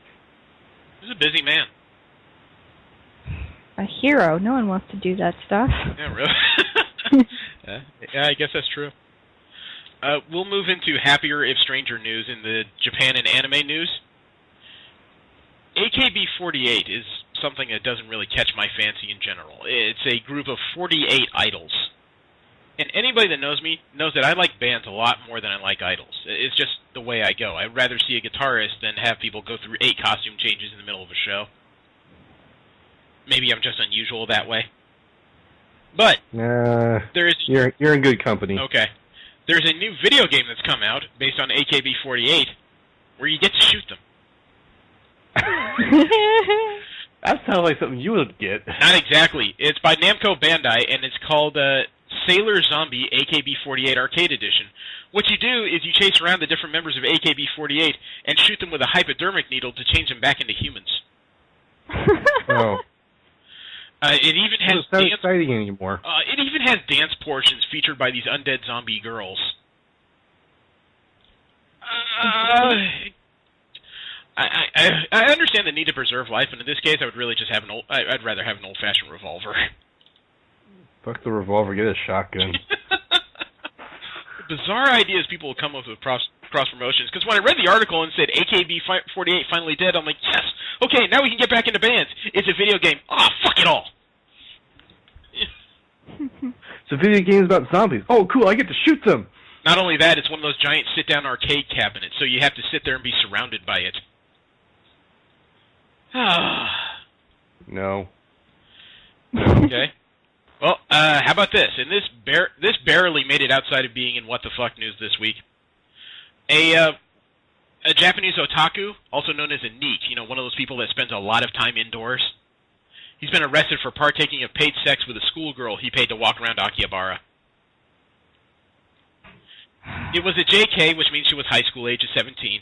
Kanagawa police reportedly busted a 36-year-old unemployed Yokohama man who paid her for 3 sexual encounters at a Tokyo Love Hotel. Cost him anywhere between roughly $50 US to $150 US. Man, she's expensive. Police arrested him for engaging in prostitution with a minor. The guy, of course, is denying the charges, claiming he didn't know her age, even though he originally met her through a high school girl walking, I don't know about salon service would be the right word. So it's one of those types of items. Mm. And, in typical fashion, the police didn't arrest the girl for soliciting prostitution at all. Of course they do. Yeah. So it's the usual problem where, very rarely do the girls get punished for this type of behavior, even though, I don't want to say what the guy did was right or wrong in any fashion, but this type of thing, it takes 2 to tango. Mm-hmm. Mm-hmm. So unless you stop the girls, or at least give them some kind of punishment, this kind of shit's going to continue. You're going to see a bunch of middle-aged guys getting arrested while the girls go away with the money. If there's And a new social class. yeah, if there's no punishment for this kind of activity, they're just going to keep doing it. At that point, you either have to consider either stop arresting the guys that are paying for it, or start arresting the girls that are getting away with it. I don't know what's more surprising to me, that the police officials are that stupid, or the girls are that damn smart. I don't know if they're that smart. I mean, any child is going to keep doing something that they can continuously get away with. You know, mine would be running roughshod if they occasionally didn't get a swat in the bottom and a mean look from me. Yeah. So I don't know what else I can add to that. You know, if you're not going to arrest the girls, why arrest the guys? It's not going to stop jack shit. Oh, well. How about this? Remember when Hollywood was working on Akira? Nope. Yeah. They were? Yeah. Yeah. They were. Hollywood's Akira adaptation was pretty notorious for ditching Neo-Tokyo as a setting, most of the story the original, and it's being planned in a scaled-down format, which is going to allow it room for sequels without bothering to having to commit to a full adaptation of the series. Okay? The series wasn't even that long. No, it wasn't. It really wasn't. It was an OAV. Yeah. How about this? Excuse me. The director of the proposed Akira adaptation is at least if I have this correctly, is a man named Jaume Colette Serra, which I believe is French. I'm not sure. He actually showed his disdain for the original cartoon in a recent interview. Let me see which cartoon this is, because I want to be sure I get this right. Okay, it's his version of Akira. And the interviewer said, "What is it you're specifically bringing to the series that you're going to make it yours?" His response is, "I hope I can bring strong characters. In the original source material, I don't think the main characters are the protagonists. What I'm hoping is to bring characters." And the interviewer responds with, "That's true. It's one of those strange stories where you literally never see the main character. That is the namesake of the film." The response by the director, "Nobody's interesting. Tetsuo's interesting because weird shit happens to him, and Kaneda is so two-dimensional. That's part of the Japanese culture. They never have strong characters. They're used as a way to move the other philosophy forward." This is one arrogant prick. True.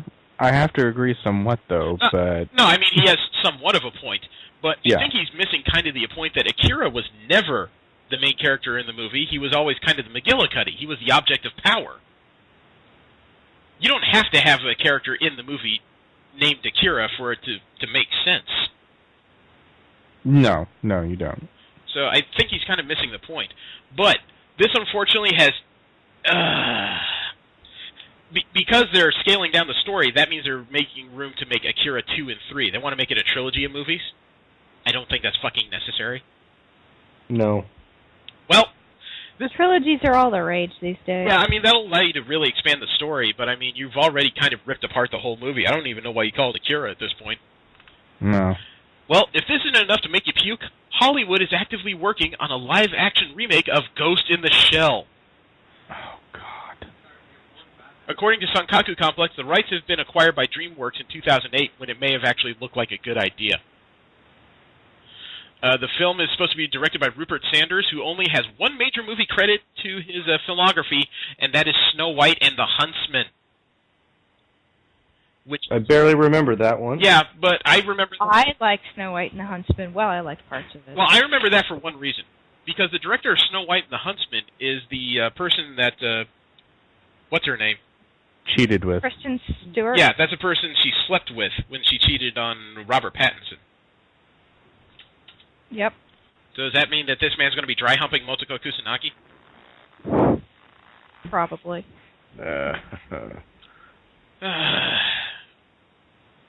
If it's one thing Hollywood should stay the fuck out of, it's anime. Yeah, look what they would do with Dragon Ball. Never did, never plan to. Well, in general nerd interest news, Qatar is going to host the World Cup, and they may plan on doing it in a floating hotel. Ooh.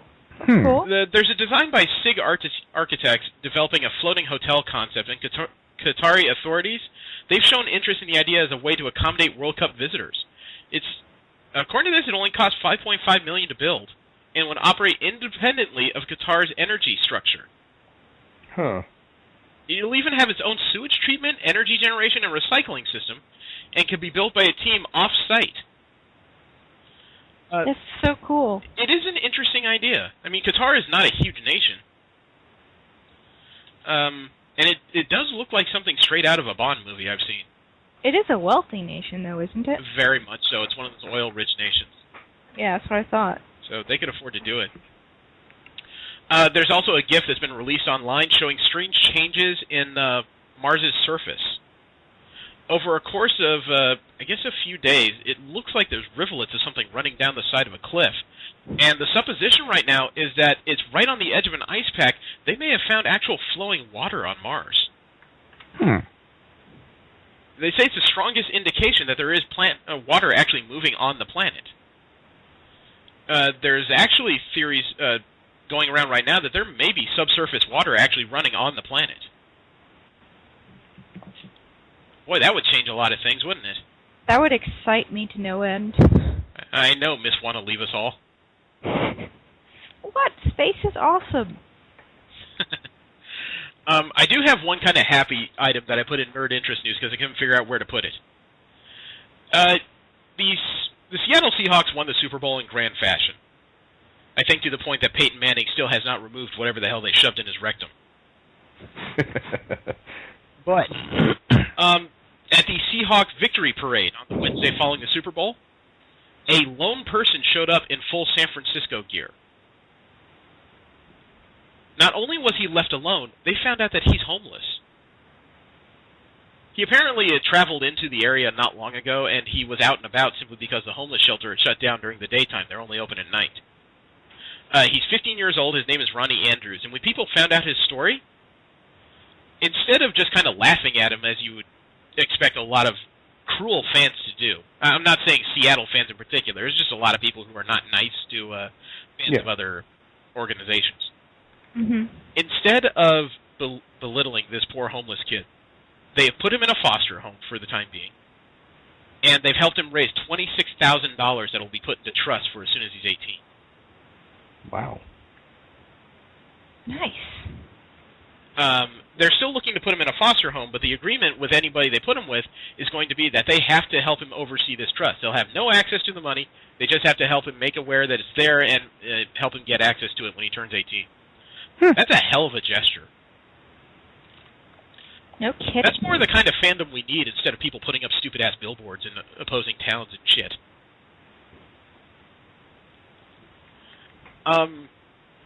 The U.S. Army has long been known that they make weapons that make it easier to kill their enemies, and sometimes end up on the streets of the U.S. for no damn good reason. Well, there's a team of 6 from Austin who have created a rifle that can turn a rookie shooter into a crack marksman. They've developed... there's a company called Tracking Point that's developed a tracking system for rifles that apparently, once you look down a computerized scope and lock onto a target, it can auto-adjust the rifle so that you can make perfect shots.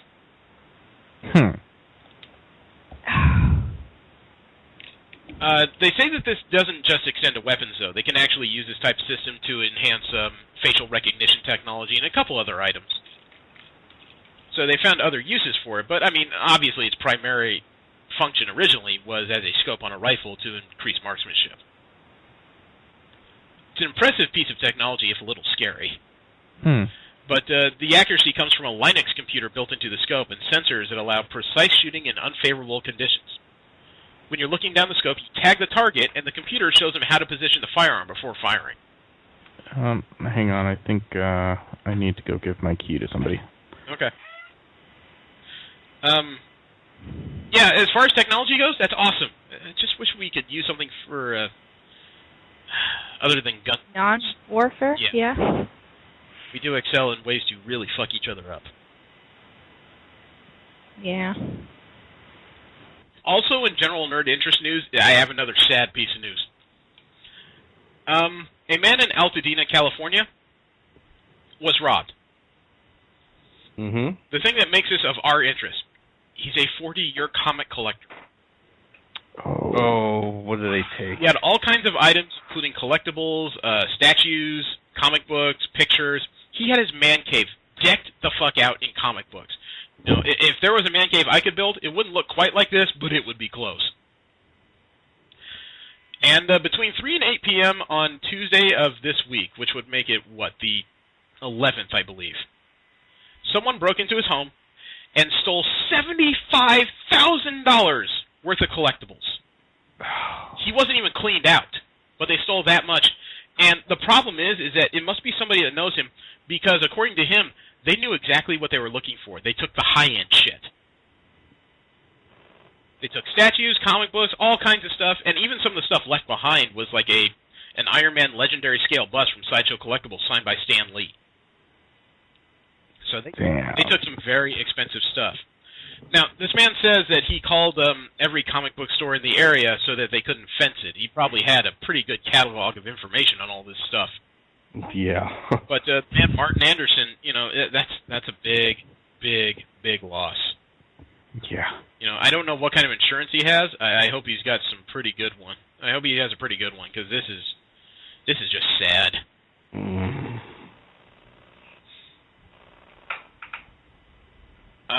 Somebody came up with concept art of what they think Brooklyn will look like in a century. And it kind of looks like Neo-Tokyo. He has airport-style buses that'll pick up seats via, looks like, without lack of a better term, like Otto Octavius' arms. Solar-powered car runners that will pick up small cars and carry them along. Odd cars that are covered in 75% solar accumulators, and a couple other things. I could only hope Brooklyn looks like this. It would give my life a lot of hope compared to what our cities do nowadays. Indeed. I got something that'll give you guys the Wayback Machine. A long time ago, we talked about how the Army was developing a new suit for soldiers called Talos. Yeah. It was like Iron Man-style functionality without, jump jets or repulsors or anything fancy like that. Just an extra layer of armor to protect soldiers. Mm-hmm. Well, the first prototypes are supposed to be ready to test this summer already. Really? Mm-hmm. Talos is short for Tactical Assault Light Operator Suit, and prototypes are designed to provide protection from bullets and is equipped with a variety of sensors and cameras. They're being assembled and could be ready for testing by June. Remember, this involves that liquid armor that was supposed to be able to harden at a certain stimulus? Oh, right. It includes features such as 360-degree cameras, built-in night vision, sensors that can detect injuries and apply wound-sealing foam, and bulletproof armor. Eventually, Talos may include full-body exoskeletons with display screens. That could change the nature of warfare.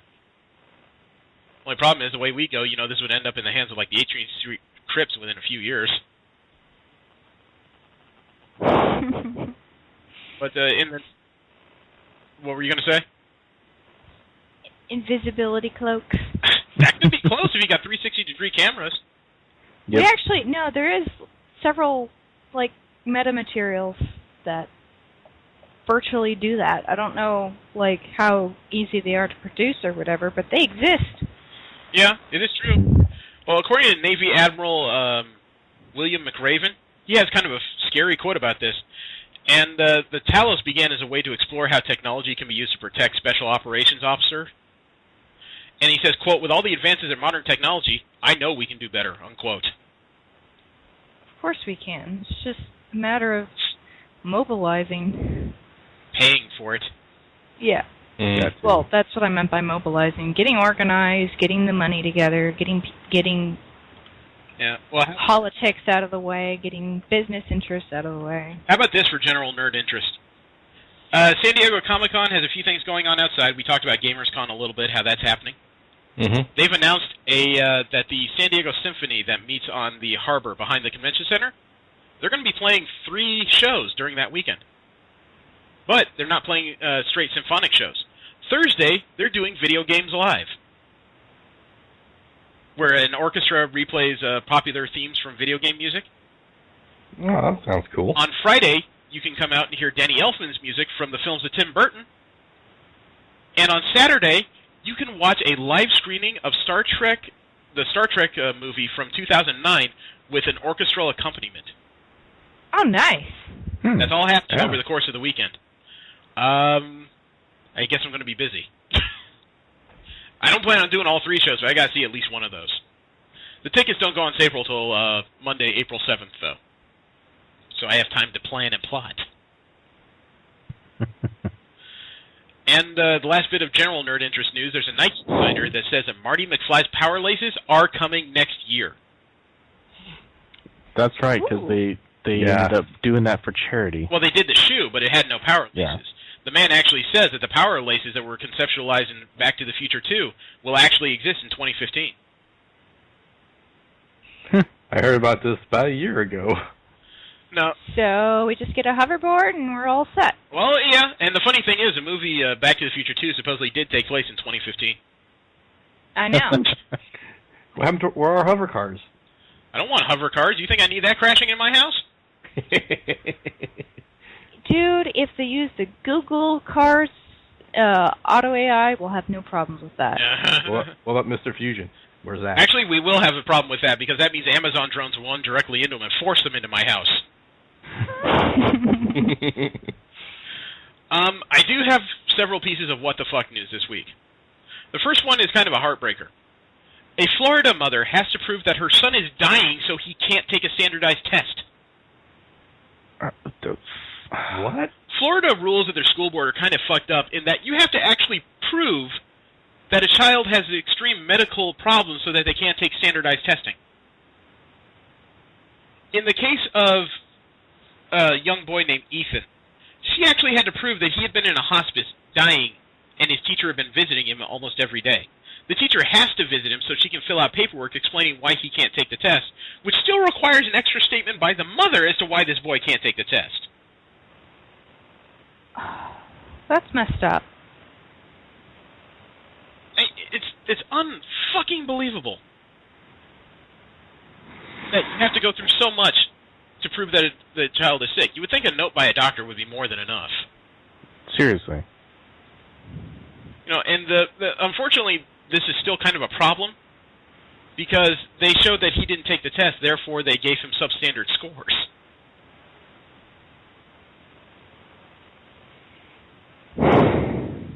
Why would he have to take the test? I don't understand. I don't know. The kid wasn't qualified to take certain amounts of the test because one of the test questions was about eating a peach, and the kid was on a feeding tube.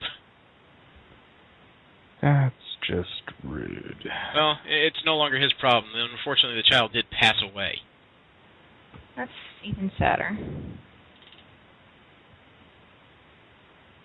So, the whole thing was just stupid. How about this? We'll go from stupid to angry. There's a former Prime Minister of Japan, Yoshihiro Mori. He's 76 years old. And he's one of the heads of the Japanese Olympic Committee, which is a very prestigious post. And he said at the Winter Olympics that English is an enemy language.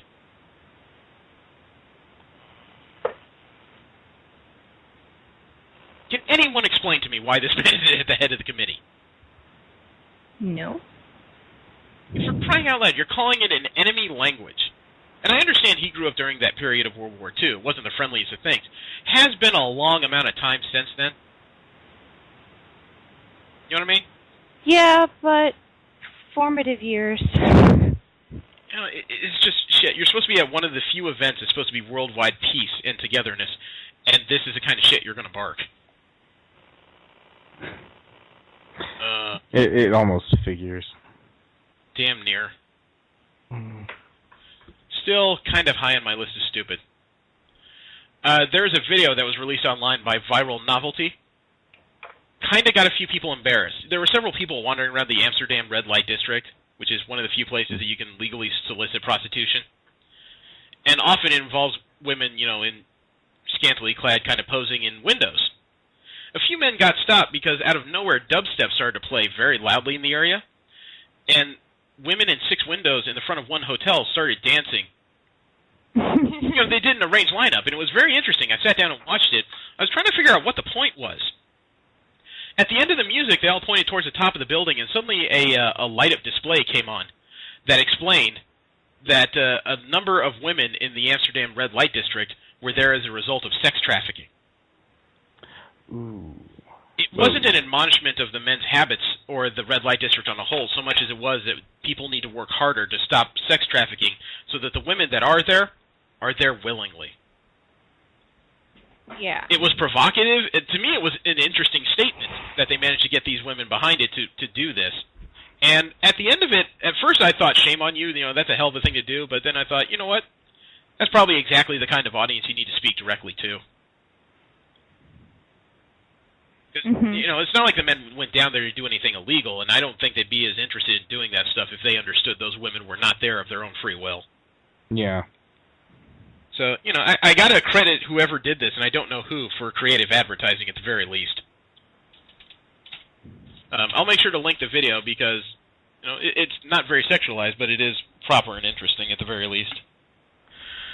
I have an interesting one for you. A Chinese woman's guts exploded. What? Okay, there was a woman in China who did some quality partying, okay? According to reports from Jinhua and several other places, a 50-year-old Jiangsu province woman ate and drank to such excess that her stomach exploded. This caused her to be rushed to surgery where doctors had to operate in order to, remove several issues and probably stitch her back up. During the surgery, gas emissions from her abdomen ignited. Whoa. She actually caused a fireball in the middle of the place. Oh. Wow. Apparently, the doctor's explanation is that the lady, having drank a lot of beer, that when surgeons opened her up to operate, the vapors came out and were ignited by an electrical scalpel. And, I read that story and I just said, okay, this sounds like Ripley's. Do you believe that a woman exploded while on the operating table? Not literally, of course, but, Stranger things have happened? Unfortunately, no. According to several reports, this is not as rare as you would think in China. 1 or 2 similar cases occur annually in Nanjing. Ooh. I call that a serious fucking problem. Yeah. I know that when you're on the operating table, no matter what procedure you have, there's a chance of something catastrophic, like that young lady who had, hemorrhaging after a tonsillectomy. I don't think explosion was ever really in my realm of possibility before. Yeah. We learn something new every day from the ER. Yeah, could you imagine going into that report? Okay, so there's a chance of some bleeding, there's a chance that objects may get left inside, there's a chance that you may go up in fire. Wait, say that last one again? I was just like, have you been drinking? Please don't eat or drink 24 hours before your operation. Anything! Goodness knows what happens if you have rectal surgery.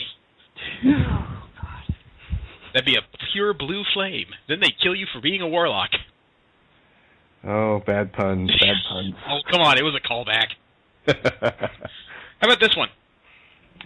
A McDonald's in Korea kicked out a group of kids for ordering $250 worth of French fries. Wait, what? They ordered $250 worth of fries as a group. There's actually a picture of it. Looks like about 10 of them who ordered $250 worth of fries, which meant that each of them had, it looks like about 2 trays each that were just covered in French fries. They put them all together at a table and just started eating while talking. The group was, they won 200, or they dropped, 270,000 won, or $250 just on McDonald's fries. And this caused a lot of delays at the restaurant, and apparently some anger, until one of the workers decided they had enough and told the kids they had to leave. I guess the quote was, "Stop causing trouble, you brats. Get out of here."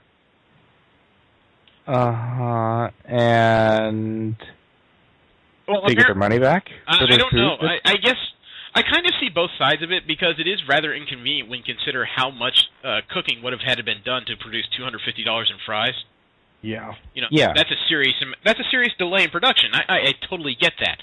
But at the same time, if they're ordering it, I don't know what the problem is. If it's what they want and they paid for it, where exactly is the issue? I mean, you could have just made your weeks of sales there. Yeah, well, I mean, also, you don't have to make it all at once. Yeah. If there's only 10 of them, you give each one of them 10, say, work on it, and then get out some other orders while you're cooking some more fries. Yeah. Hang Someone on. doesn't know priorities. I don't know. I guess there's two sides to this story. Neither one is necessarily wrong. I do think kicking them out is a bit of an overreaction, though. Yeah. If you've already served them, you really don't have any right to kick them out as patrons. And according to the picture I'm looking at, it looks like they got their fries already. Yeah, I mean, that's the thing, especially since they ordered so much.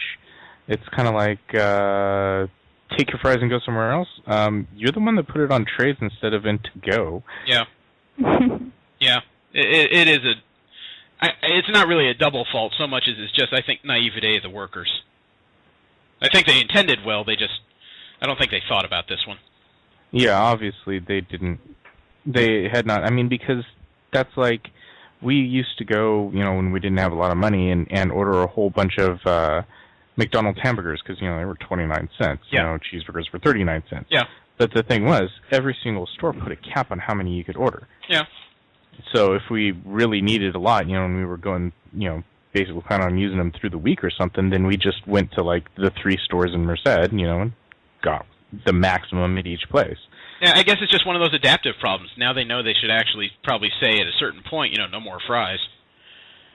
But still, we could spend hours talking about the social complexities of this one. The next one is kind of a stupid one. There is an entertainment reporter on KTLA 5 down here in Los Angeles. His name is Sam Rubin. He's a pretty well-regarded entertainment reporter. He fucked it up. He recently talked to Samuel L. Jackson live on their show, and he asked him about a Super Bowl commercial he was in. Except he wasn't in it. The anchor of the entertainment desk mistook Samuel L. Jackson for Lawrence Fishburne. Oh my gosh. And apparently, I didn't watch it yet. I plan to relatively soon. There's a clip that's about 2 minutes, 25 seconds long that I'm going to link. And I guess after that, Jackson didn't answer a single question by this man. He only went on a rant about how all black people must look alike to Mr. Rubin, who tries to laugh it off, but it doesn't quite work. No. You don't fuck with Nick Fury. And now he's got both eyes open. I can see mixing the two of them up before, though. I did long ago. I guess it depends on how they look. During serious amounts of their recent career, both have been, completely hairless with the exception of mustaches or goatees. Except Fishburne, he kind of varies between clean-shaven and not. Fishburne's I feel like a bigger person than Jackson. I see obvious differences between the two of them, but I guess somebody like Sam Rubin, he just didn't key into that. Maybe I see obvious differences between them. There are definitely obvious differences, but... maybe he was too busy watching the game instead of the commercials. Shame on him. What game was he watching? The Super Bowl? Was no game. I think... It was a game. It was a game. It was the Hunger Games, Steve. Oh, God. The Broncos were hunted perfectly. I think their voices are really similar, though. Yeah, it depends on what words they're using. Well, if they're both using their serious voices. Maybe. But, it's just so easy to tell the difference when they say motherfucker. Does Lawrence Fishburne say motherfucker? Very often. Probably said it a few times when his daughter came out with that sex tape. I did not even hear about that. I did not hear about that. Oh. Yeah, she did it willingly, too. She knew it was going to go out. Damn. Okay, let's move on before we say something truly stupid. How about this? The Canadians can be just as dumb as we are. There's a woman who sued Tim Hortons for burning herself on potato and bacon soup. We have another case where apparently someone who didn't know that their hot product was going to be hot. Okay, well, I have to make a quick addendum right there, because I'm assuming you're likening that to the McDonald's incident. Yep. I have actually, one of my friends posted something on Facebook, and I read the article and everything. The lady that had the hot coffee spilled on her was like 80. Yeah. She suffered third-degree burns in her lap, required multiple surgeries and so forth because the burns were so bad. Ooh. And it was found that McDonald's was heating their product up to like 140 degrees. Ooh. That's not safe. Exactly. So while it has become somewhat pop culture and so forth, that was a legitimate claim. Well, this one was a 58-year-old woman who sued Tim Hortons for more than $2 million, claiming that one spoonful of scalding cream and potato bacon soup caused her years of pain, loss of taste, and depression, which left her unable to work. This seems a little more outrageous. Yeah. Well, she got $69,000.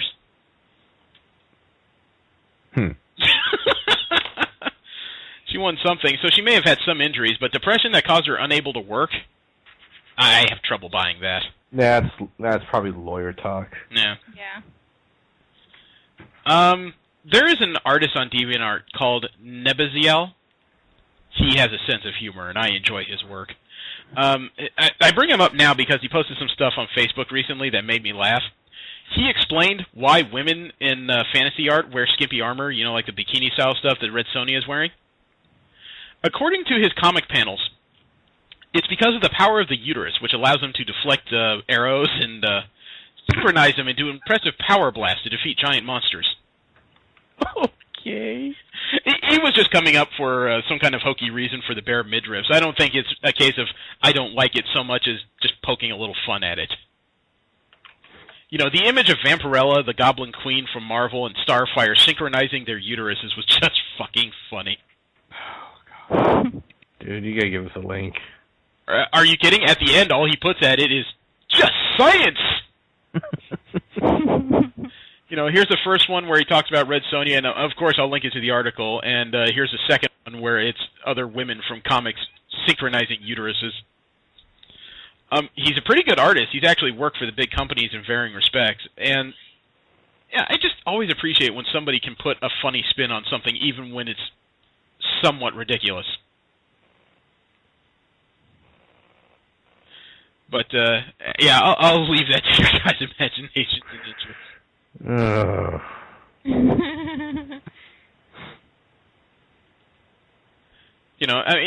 He's one of those artists that has a sense of humor. There's even one picture while Supergirl's laughing while Wonder Woman is asking the question, what in Hera's name is Snoo Snoo?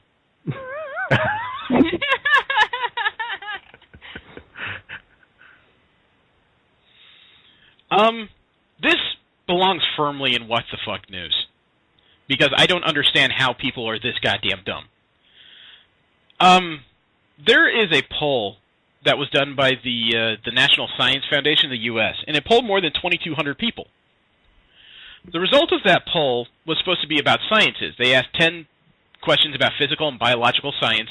The average score was 6.5, barely a passing grade. So the U.S. is not that good at it right now. No, not at all. The scary statistic out of that is that 74% of respondents knew that the Earth revolved around the sun. In this entire poll, 1 out of 4 idiot that thinks that the sun revolves around the Earth. That frightens me. What the fuck is wrong with us? I don't understand how that is possible to think. It shouldn't be, but obviously some people have this thought process. They don't understand that we are one part of a celestial body. We are not the central celestial item. I wonder how old these people were that were being polled. They were real young. I don't know. One question they should have asked them, say, is the world flat? There is a Flat Earth Society in the U.S. Yeah. Yeah. Well, there's also a society that believes we haven't been to the moon. Yeah, but those are more of the the people living in their closets. There's one last bit of What the Fuck News, and it barely made it in because this disturbs me. A 26-year-old named Torz Reynolds, T-O-R-Z. She's a professional body piercer. She had a boyfriend, Stuart May. His nickname was Chopper. And she got a tattoo on her arm for her boyfriend called Chopper's Bitch. It was on the outside of her right forearm, something she could flash up at people, right? Well, they've broken up, and that left her with the tattoo. What do you do? She came up with an interesting way of getting rid of it, and I say interesting because there is no way I will call this a good idea. She cut it off. Cut off her arm? No, she cut off her skin. Wait, okay. The one... she found out this guy had been cheating on her for approximately 6 months. I mean, that's bad. There's nothing about that I like. But her response to being cheated on was to take the piece of skin that had Chopper's name and slice it off. Okay, Joker. Yeah, I will not link you guys the photos because there is one picture of her, with the sliced off piece of skin like sitting on her arm just above the area she cut it off, and I don't think that. No. But Imagination is far too she good. packaged it in a jar and made it look like a present. She said, quote, "I don't like pain, but the skin coming off was actually quite relaxing. It was the after pain that hurt the most. It felt like a nasty stinging sensation, and putting on clothes was a difficult task." Oh, I bet. She is fucking insane. Removing a tattoo like that was definitely closure. I like to get over things quickly, and I always delete someone completely out of my life. Am I the only one that just wonders why didn't she just get a cover tattoo? Get a real piece of art you can live with? I don't know. I honestly find it strange that she willingly tattooed that she was someone's bitch on her arm, but, that may just be me. One of the final quotes by her are, "Posting the tattoo to Chopper sent a clear message. Now he knows never to mess with me again. At the end of the day, it's only skin and it will grow back." My response to that is, it might be fun for him just to mess with you again because all you're going to do is cut off more pieces of yourself. Depends on how fucked up he is, I suppose. I don't think he's going to learn any lessons from... Oh my god, I think I see muscle and fat tissue in this picture. Oh my god. Oh. We don't need... No. No, I'm not sending it out of... basically out of manners. I mean, my Frosted Flakes are starting to taste funny. Well, my sinuses have cleared up. From there, I'm going to move on to something I can actually stomach.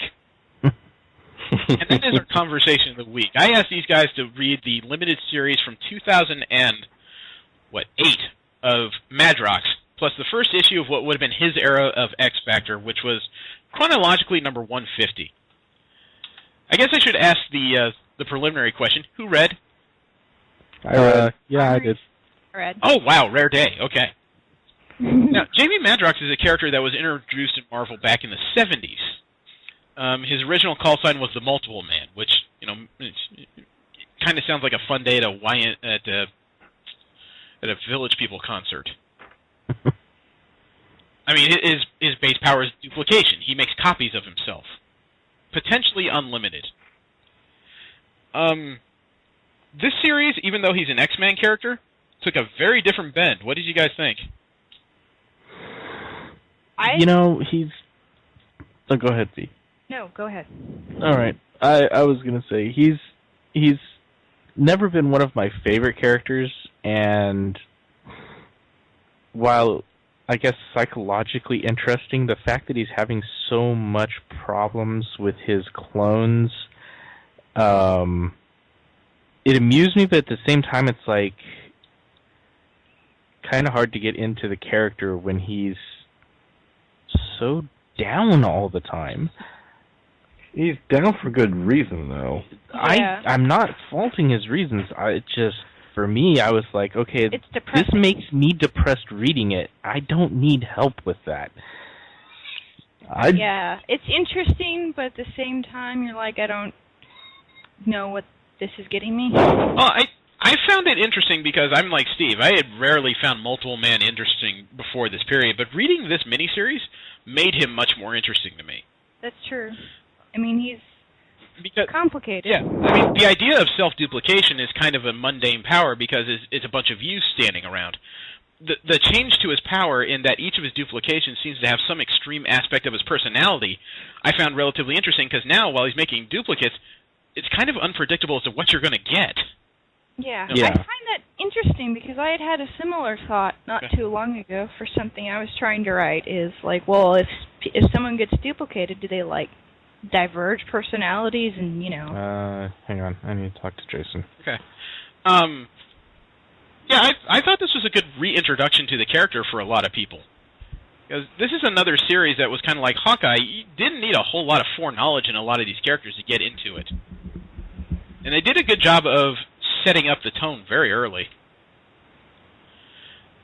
The activation of his powers, I love that any simple tap can create more than one of him. Mm-hmm.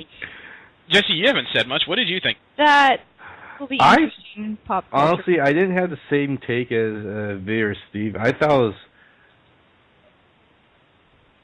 I was interested in listening to his monologue, but that didn't detract from it. It's more as him having to argue with himself due to the extreme personality traits the clones take on. That is really funny, actually. Yeah. That's what I kind of latched onto. I enjoy it because it's to me it was a lot of the same mental struggle just about anybody has with making decisions. Just it was in voices. Yeah. You know, instead of actually asking yourself questions back and forth, he's literally talking to himself with the same kind of mental foibles we all struggle with. I think this is one of the things, though, that I would really like to see in film. I was saying the same thing. I was talking to Steve about that last night, saying the same thing. It would have made a better movie than The Last Stand, which is the only movie this Madrox character was in. But I was like, I like the idea because he really cannot know which extreme personality he gets and where it decides to go. Yeah, and Peter David did a masterful job of bringing all these characters into modern storytelling. I mean, the first few pages when he's knocked out and he imagines that he's being rained on, then he imagines he's being licked by a collie, then he wakes up to Wolfsbane staring at him. And he actually has to ask her, great, were you just licking my face? No, it was the washcloth. Yeah, fine, whatever. And he has a stigma for old movies. Well, I think that stigma played throughout the series because a lot of this did feel like a noir-ish detective movie. That was the way it was kind of intended, I think. I guess. The art style doesn't really lend itself to that most of the no, it doesn't. time, though. No, the art style, who was this? The art style was kind of general throughout the series. I think it was Pablo Raimondi who did it. Yeah, I don't think there's anything to write home about the art, personally. No, but I think this series really kind of set the tone for what Peter David did as a writer throughout X Factor, which he's still on today. And the whole murder of a duplicate was a nice way to start. The concept that he really laid out, the fact that Madrox sent duplicates all over the world to learn different skills, was a very fun idea. It added a quick way to update the character without making him go through a whole lot of nonsense. And early also gives him an excuse to know a lot of specific things. Yeah.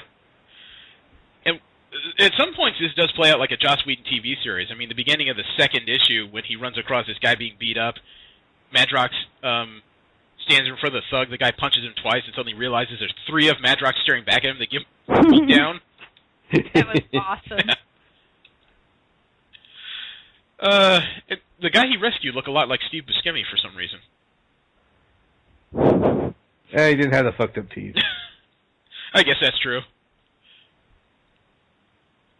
You know, that does make you wonder what use it would be in fighting the man one-on-one when every punch you throw just makes another one. Sooner or later, it's a mob fight. The villain they came up with, what was his name?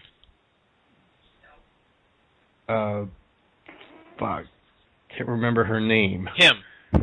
The white-haired guy with the tattoos. Oh, Clay? That's it. Yeah. He had kind of an interesting debut when he's at the top of the Empire State Building talking on the phone, has to cut his job short, so he just picks up the guy and throws him over the top. I guess that's one way to do it. It works. Well, the series also played out a lot like a TV show in that there were subplots, you know. That at the same time, Madrox is trying to figure out who had killed, or I guess is killing him. Meanwhile, Wolfsbane and Strong Guy have to find out about this woman and her husband having an affair in Mutant Town.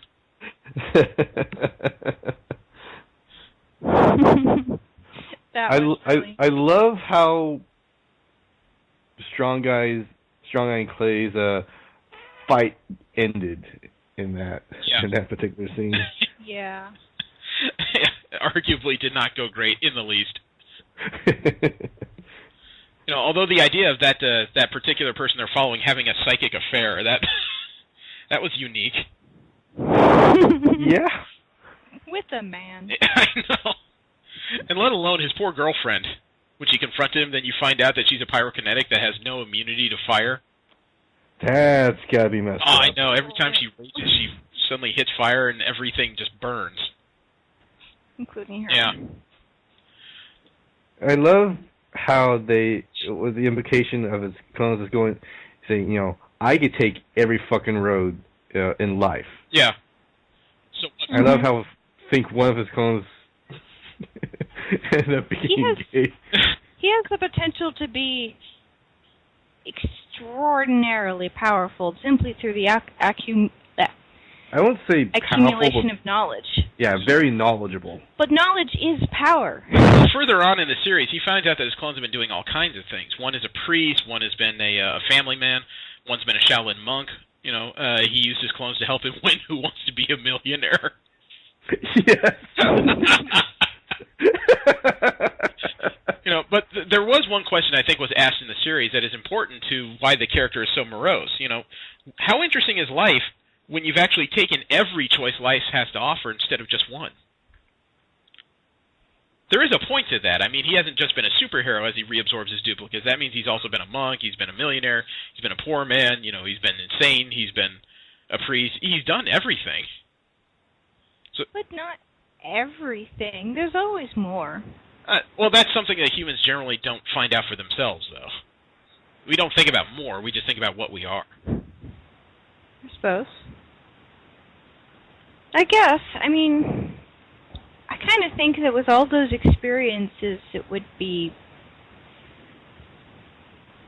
I think there would be a lot to think about, a lot to reflect on. It would all be how you deal with those experiences. If it's just, I did everything and now I'm bored, then yeah, I could see that. Yeah. But I mean, we've already seen how it came in handy I with the think fact that he was able to pick up for the a lot to cups. explain. And the fact that he just put his finger under the door, thumped his hand, and a duplicate was outside, waited for the guy to open the door, and it turns out his duplicate is superbly depressed to the point of being unable to do anything. He's the one that questions what's the point of it all. But, yeah. Go back on the idea of he's done everything, so he's got all these different life experiences. They did actually make a point that some of these experiences kind of clash with each other. Yeah. That's true. Yeah. But I think that's what makes it interesting. I mean, maybe not fun, but all those clashing internal conflicts. At least you're not bored. It probably creates more of the conflicted ideology that the character is dealing with throughout. Yeah. I mean, and then at the end of the third issue, you get a pretty good twist. His rogues gallery is entirely himself. Yeah. He's his own worst enemy and his own best friend. Yeah. That's a superbly interesting idea. Well, no, that's another thing they mentioned. Is like, he is a mutant, so he's got to do the same process every other mutant, except it's that he didn't have to deal with this isolation that the other mutants had to deal with, since he does make copies of himself. So he's got a far different perspective of the idea. Well, sort of, That's but true. it also plays in the idea of loneliness in groups. I mean, you can still be lonely when everybody you're talking to is still yourself. True. Yeah. You can be lonely in a room full of people. Yeah. And it's not like the character has ever been technically weak. We're talking about a guy who's taken on the Fantastic Four to a one-on-one, or I should say a standstill by himself. See, this is why knowledge is power, because you learn all these things. You learn how to do, like, a ton of different things, like the medic thing and the Shaolin. He did that back in the 70s before he figured out how to do all that. When it was just him by himself, just fighting as a person in a large mass, he fought What is his Fantastic Four. background? Does he, like...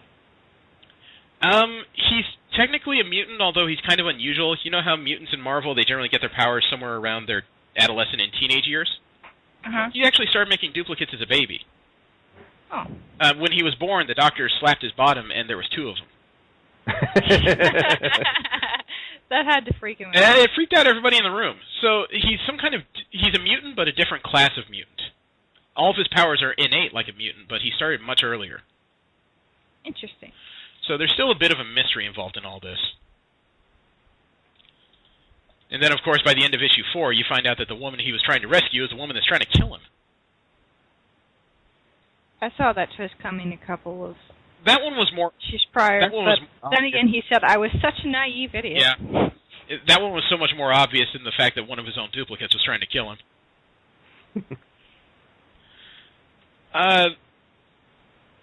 You know, and the final issue is kind of what you expect, except you find out that the man chasing him, Clay, is also a duplicator of some sort. It just makes the whole thing more confusing. Someone that absorbs powers, maybe? I don't think so. I think it was just another duplicator. Yeah, you know. We haven't seen a whole lot of repeat powers, have we, other than the generic ones like regeneration?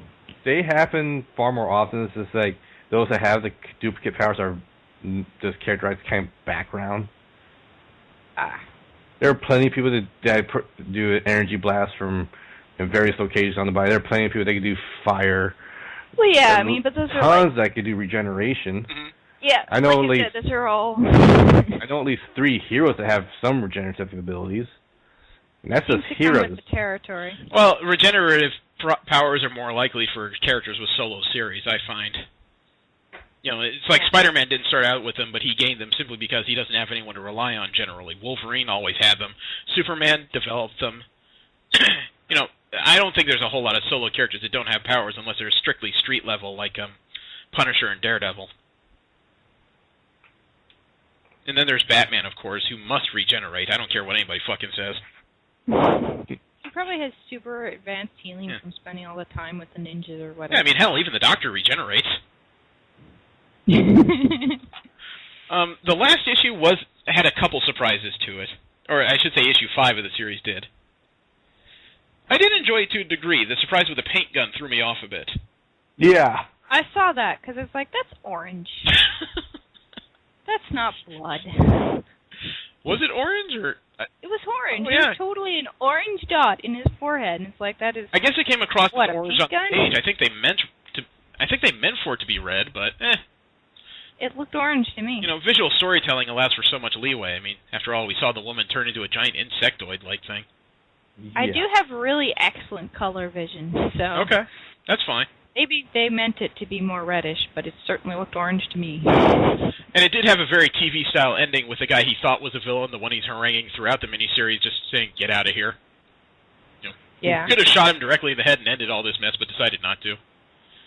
As a miniseries, I think it worked really well. I just didn't expect it to set up another series like it did. Because X-Factor as a concept had been dormant in Marvel for quite a while up until this. And then Peter David just went straight from Madrox into X-Factor, which added a couple new characters. Siren, for a character who'd been stuck in so many 90s concepts, her development was a pretty big surprise and very enjoyable throughout X-Factor. She's your basic Sonic Scream-style character, except she figured out how to modulate her voice and make people fall in love with her. Ooh. You didn't read that issue? I must have missed it. There was one of them I missed. Okay. Well, she's an Irish redhead. She's the daughter of another X-Man named Banshee. And similar power set. Yeah.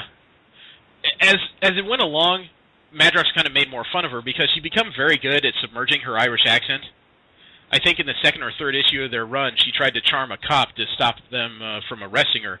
And she said, you know, something to her Irish accent slipped back in. She started using these dulcet tones, and the guy was just completely mesmerized with her sonic abilities. So as she's getting ready to fly away, Madrox just says, "Really? You slipped into an Irish accent for that? Don't do it. Faith in Bogota, what's that like? Don't do it. Would you go to sell him some Irish Spring soap? Now I hate you." He's kind of a dick. Well, Madrox, before he was a team leader, he was kind of the class clown of the X-Men. He was up there with Bobby Drake in the inability to shut up. And also in the series, they run into Richter, who's been depowered because of M-Day and is kind of depressed over that loss. They started out with kind of another murder mystery when they started X-Factor in this volume. The woman who shot that informant and then killed herself rather than being taken prisoner. Mm-hmm. It's always kind of scary when someone would rather kill themselves than go to jail. Makes you wonder what they could inform on, potentially. Especially since jail is, you know, normally pretty cushy, comparatively. Depending on which one. Depending on the security level. Yeah, the only thing the first issue of X Factor didn't lay out well that I wish you guys could have gotten a little further into is the story of Layla Miller. She appeared late in the first issue of this volume of X Factor, the little blonde girl. She turned out to be their creepiest member. What's the best way I can put this? Number one, she's not human. Not strictly. She's a construct of the Scarlet Witch who kind of got away and formed her own life. That's number one. Number two, she has this unusual power. Well, not power. Her ability is to bring things back to life, but they have no soul. Oh. That's unfortunate. Yeah, and because of some time travel monkeying, she has general ideas of events that are about to happen in her own future. So she calls herself Butterfly. You know, the butterfly flaps its wings and causes a hurricane in Tokyo. Mm-hmm. I get it. There was one issue where, because she removed a pair of bolts, it set a series of events into motion that killed somebody. Oh, damn. Yeah, it played out over the course of a day. Her kind of catchphrase throughout the early part of this volume was, "My name's Layla Miller, and I know stuff." She's one of those. At the end of this issue of X Factor, I did like the twist at the end when one of Madrox's dupes is trying to talk Richter off a ledge. Yeah. V, did you read what happened there? No. It was Madrox created 3 dupes trying to figure out who's going to talk Richter down.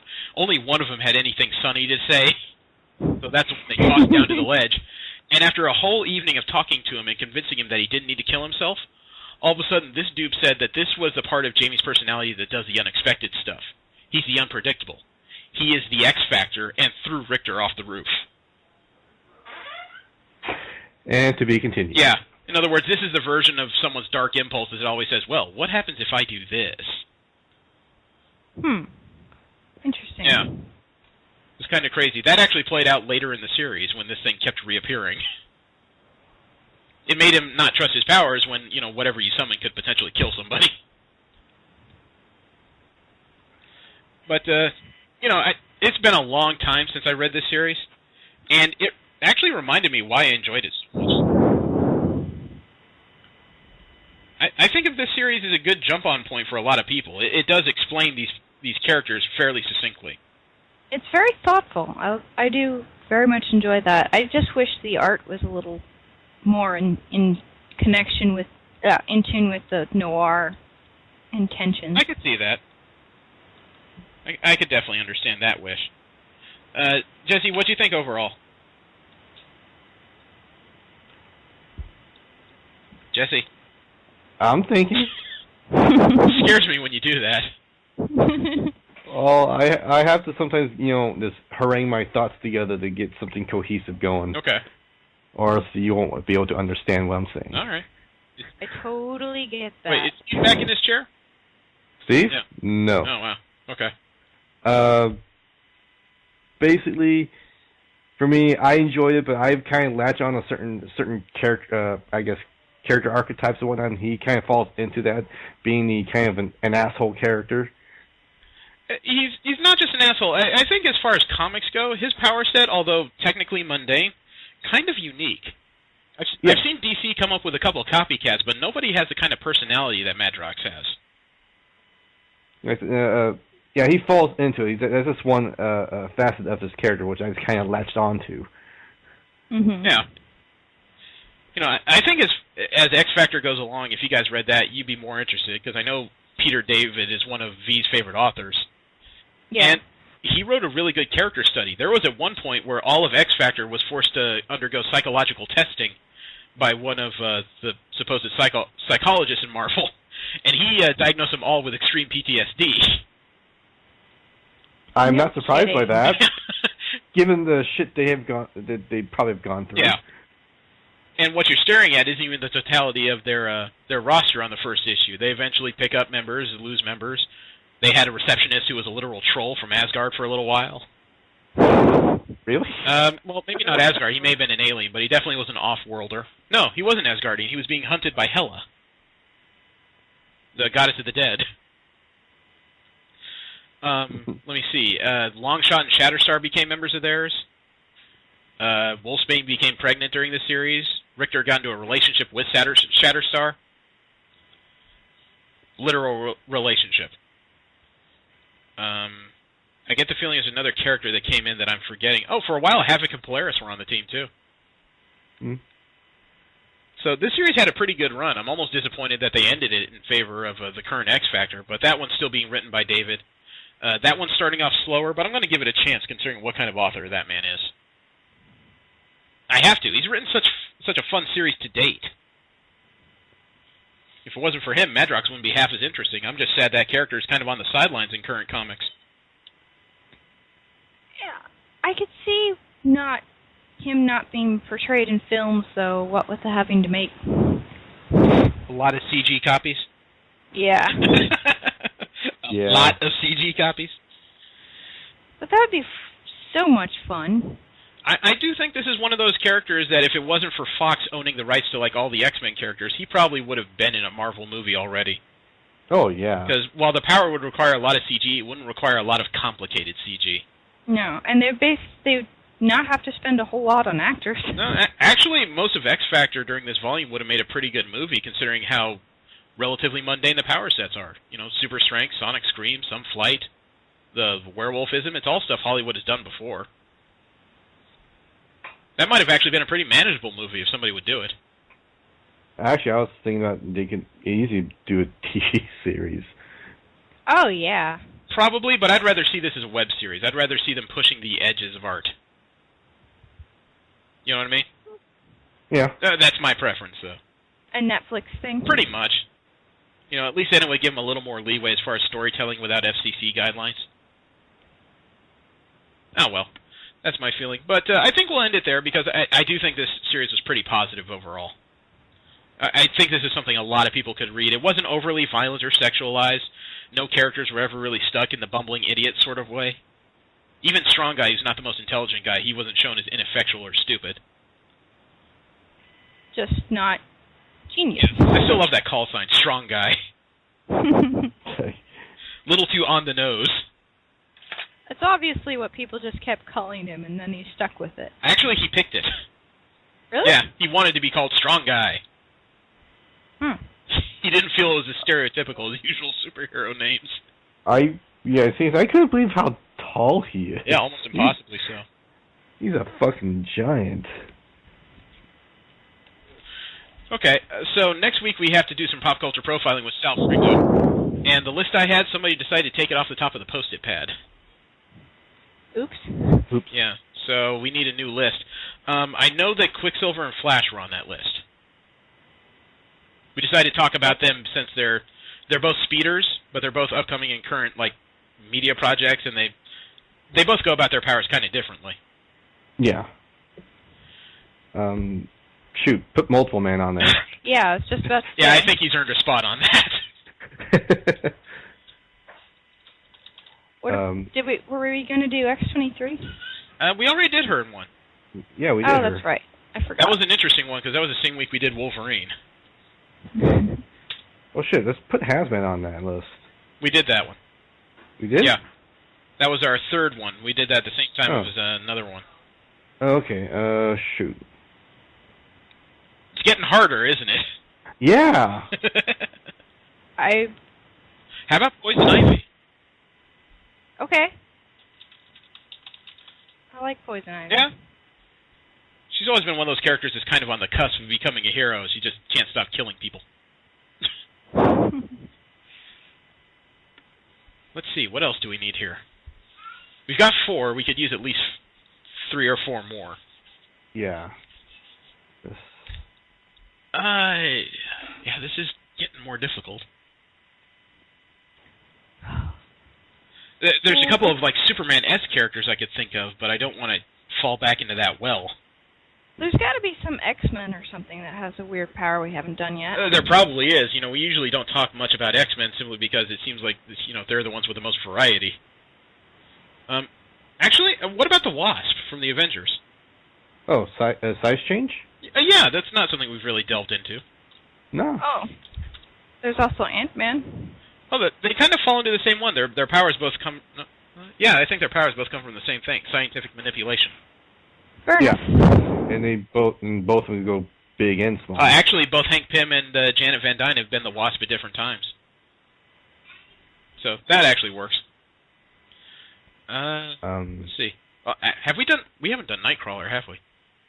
I suggested one time. I did suggest it one time, but yeah, haven't done him yet. I think that's because the time you suggested it, we were doing Spider-Man. It was a little too close. But we can get into Nightcrawler. It's been a while, and there are some variations that we can point out between the two.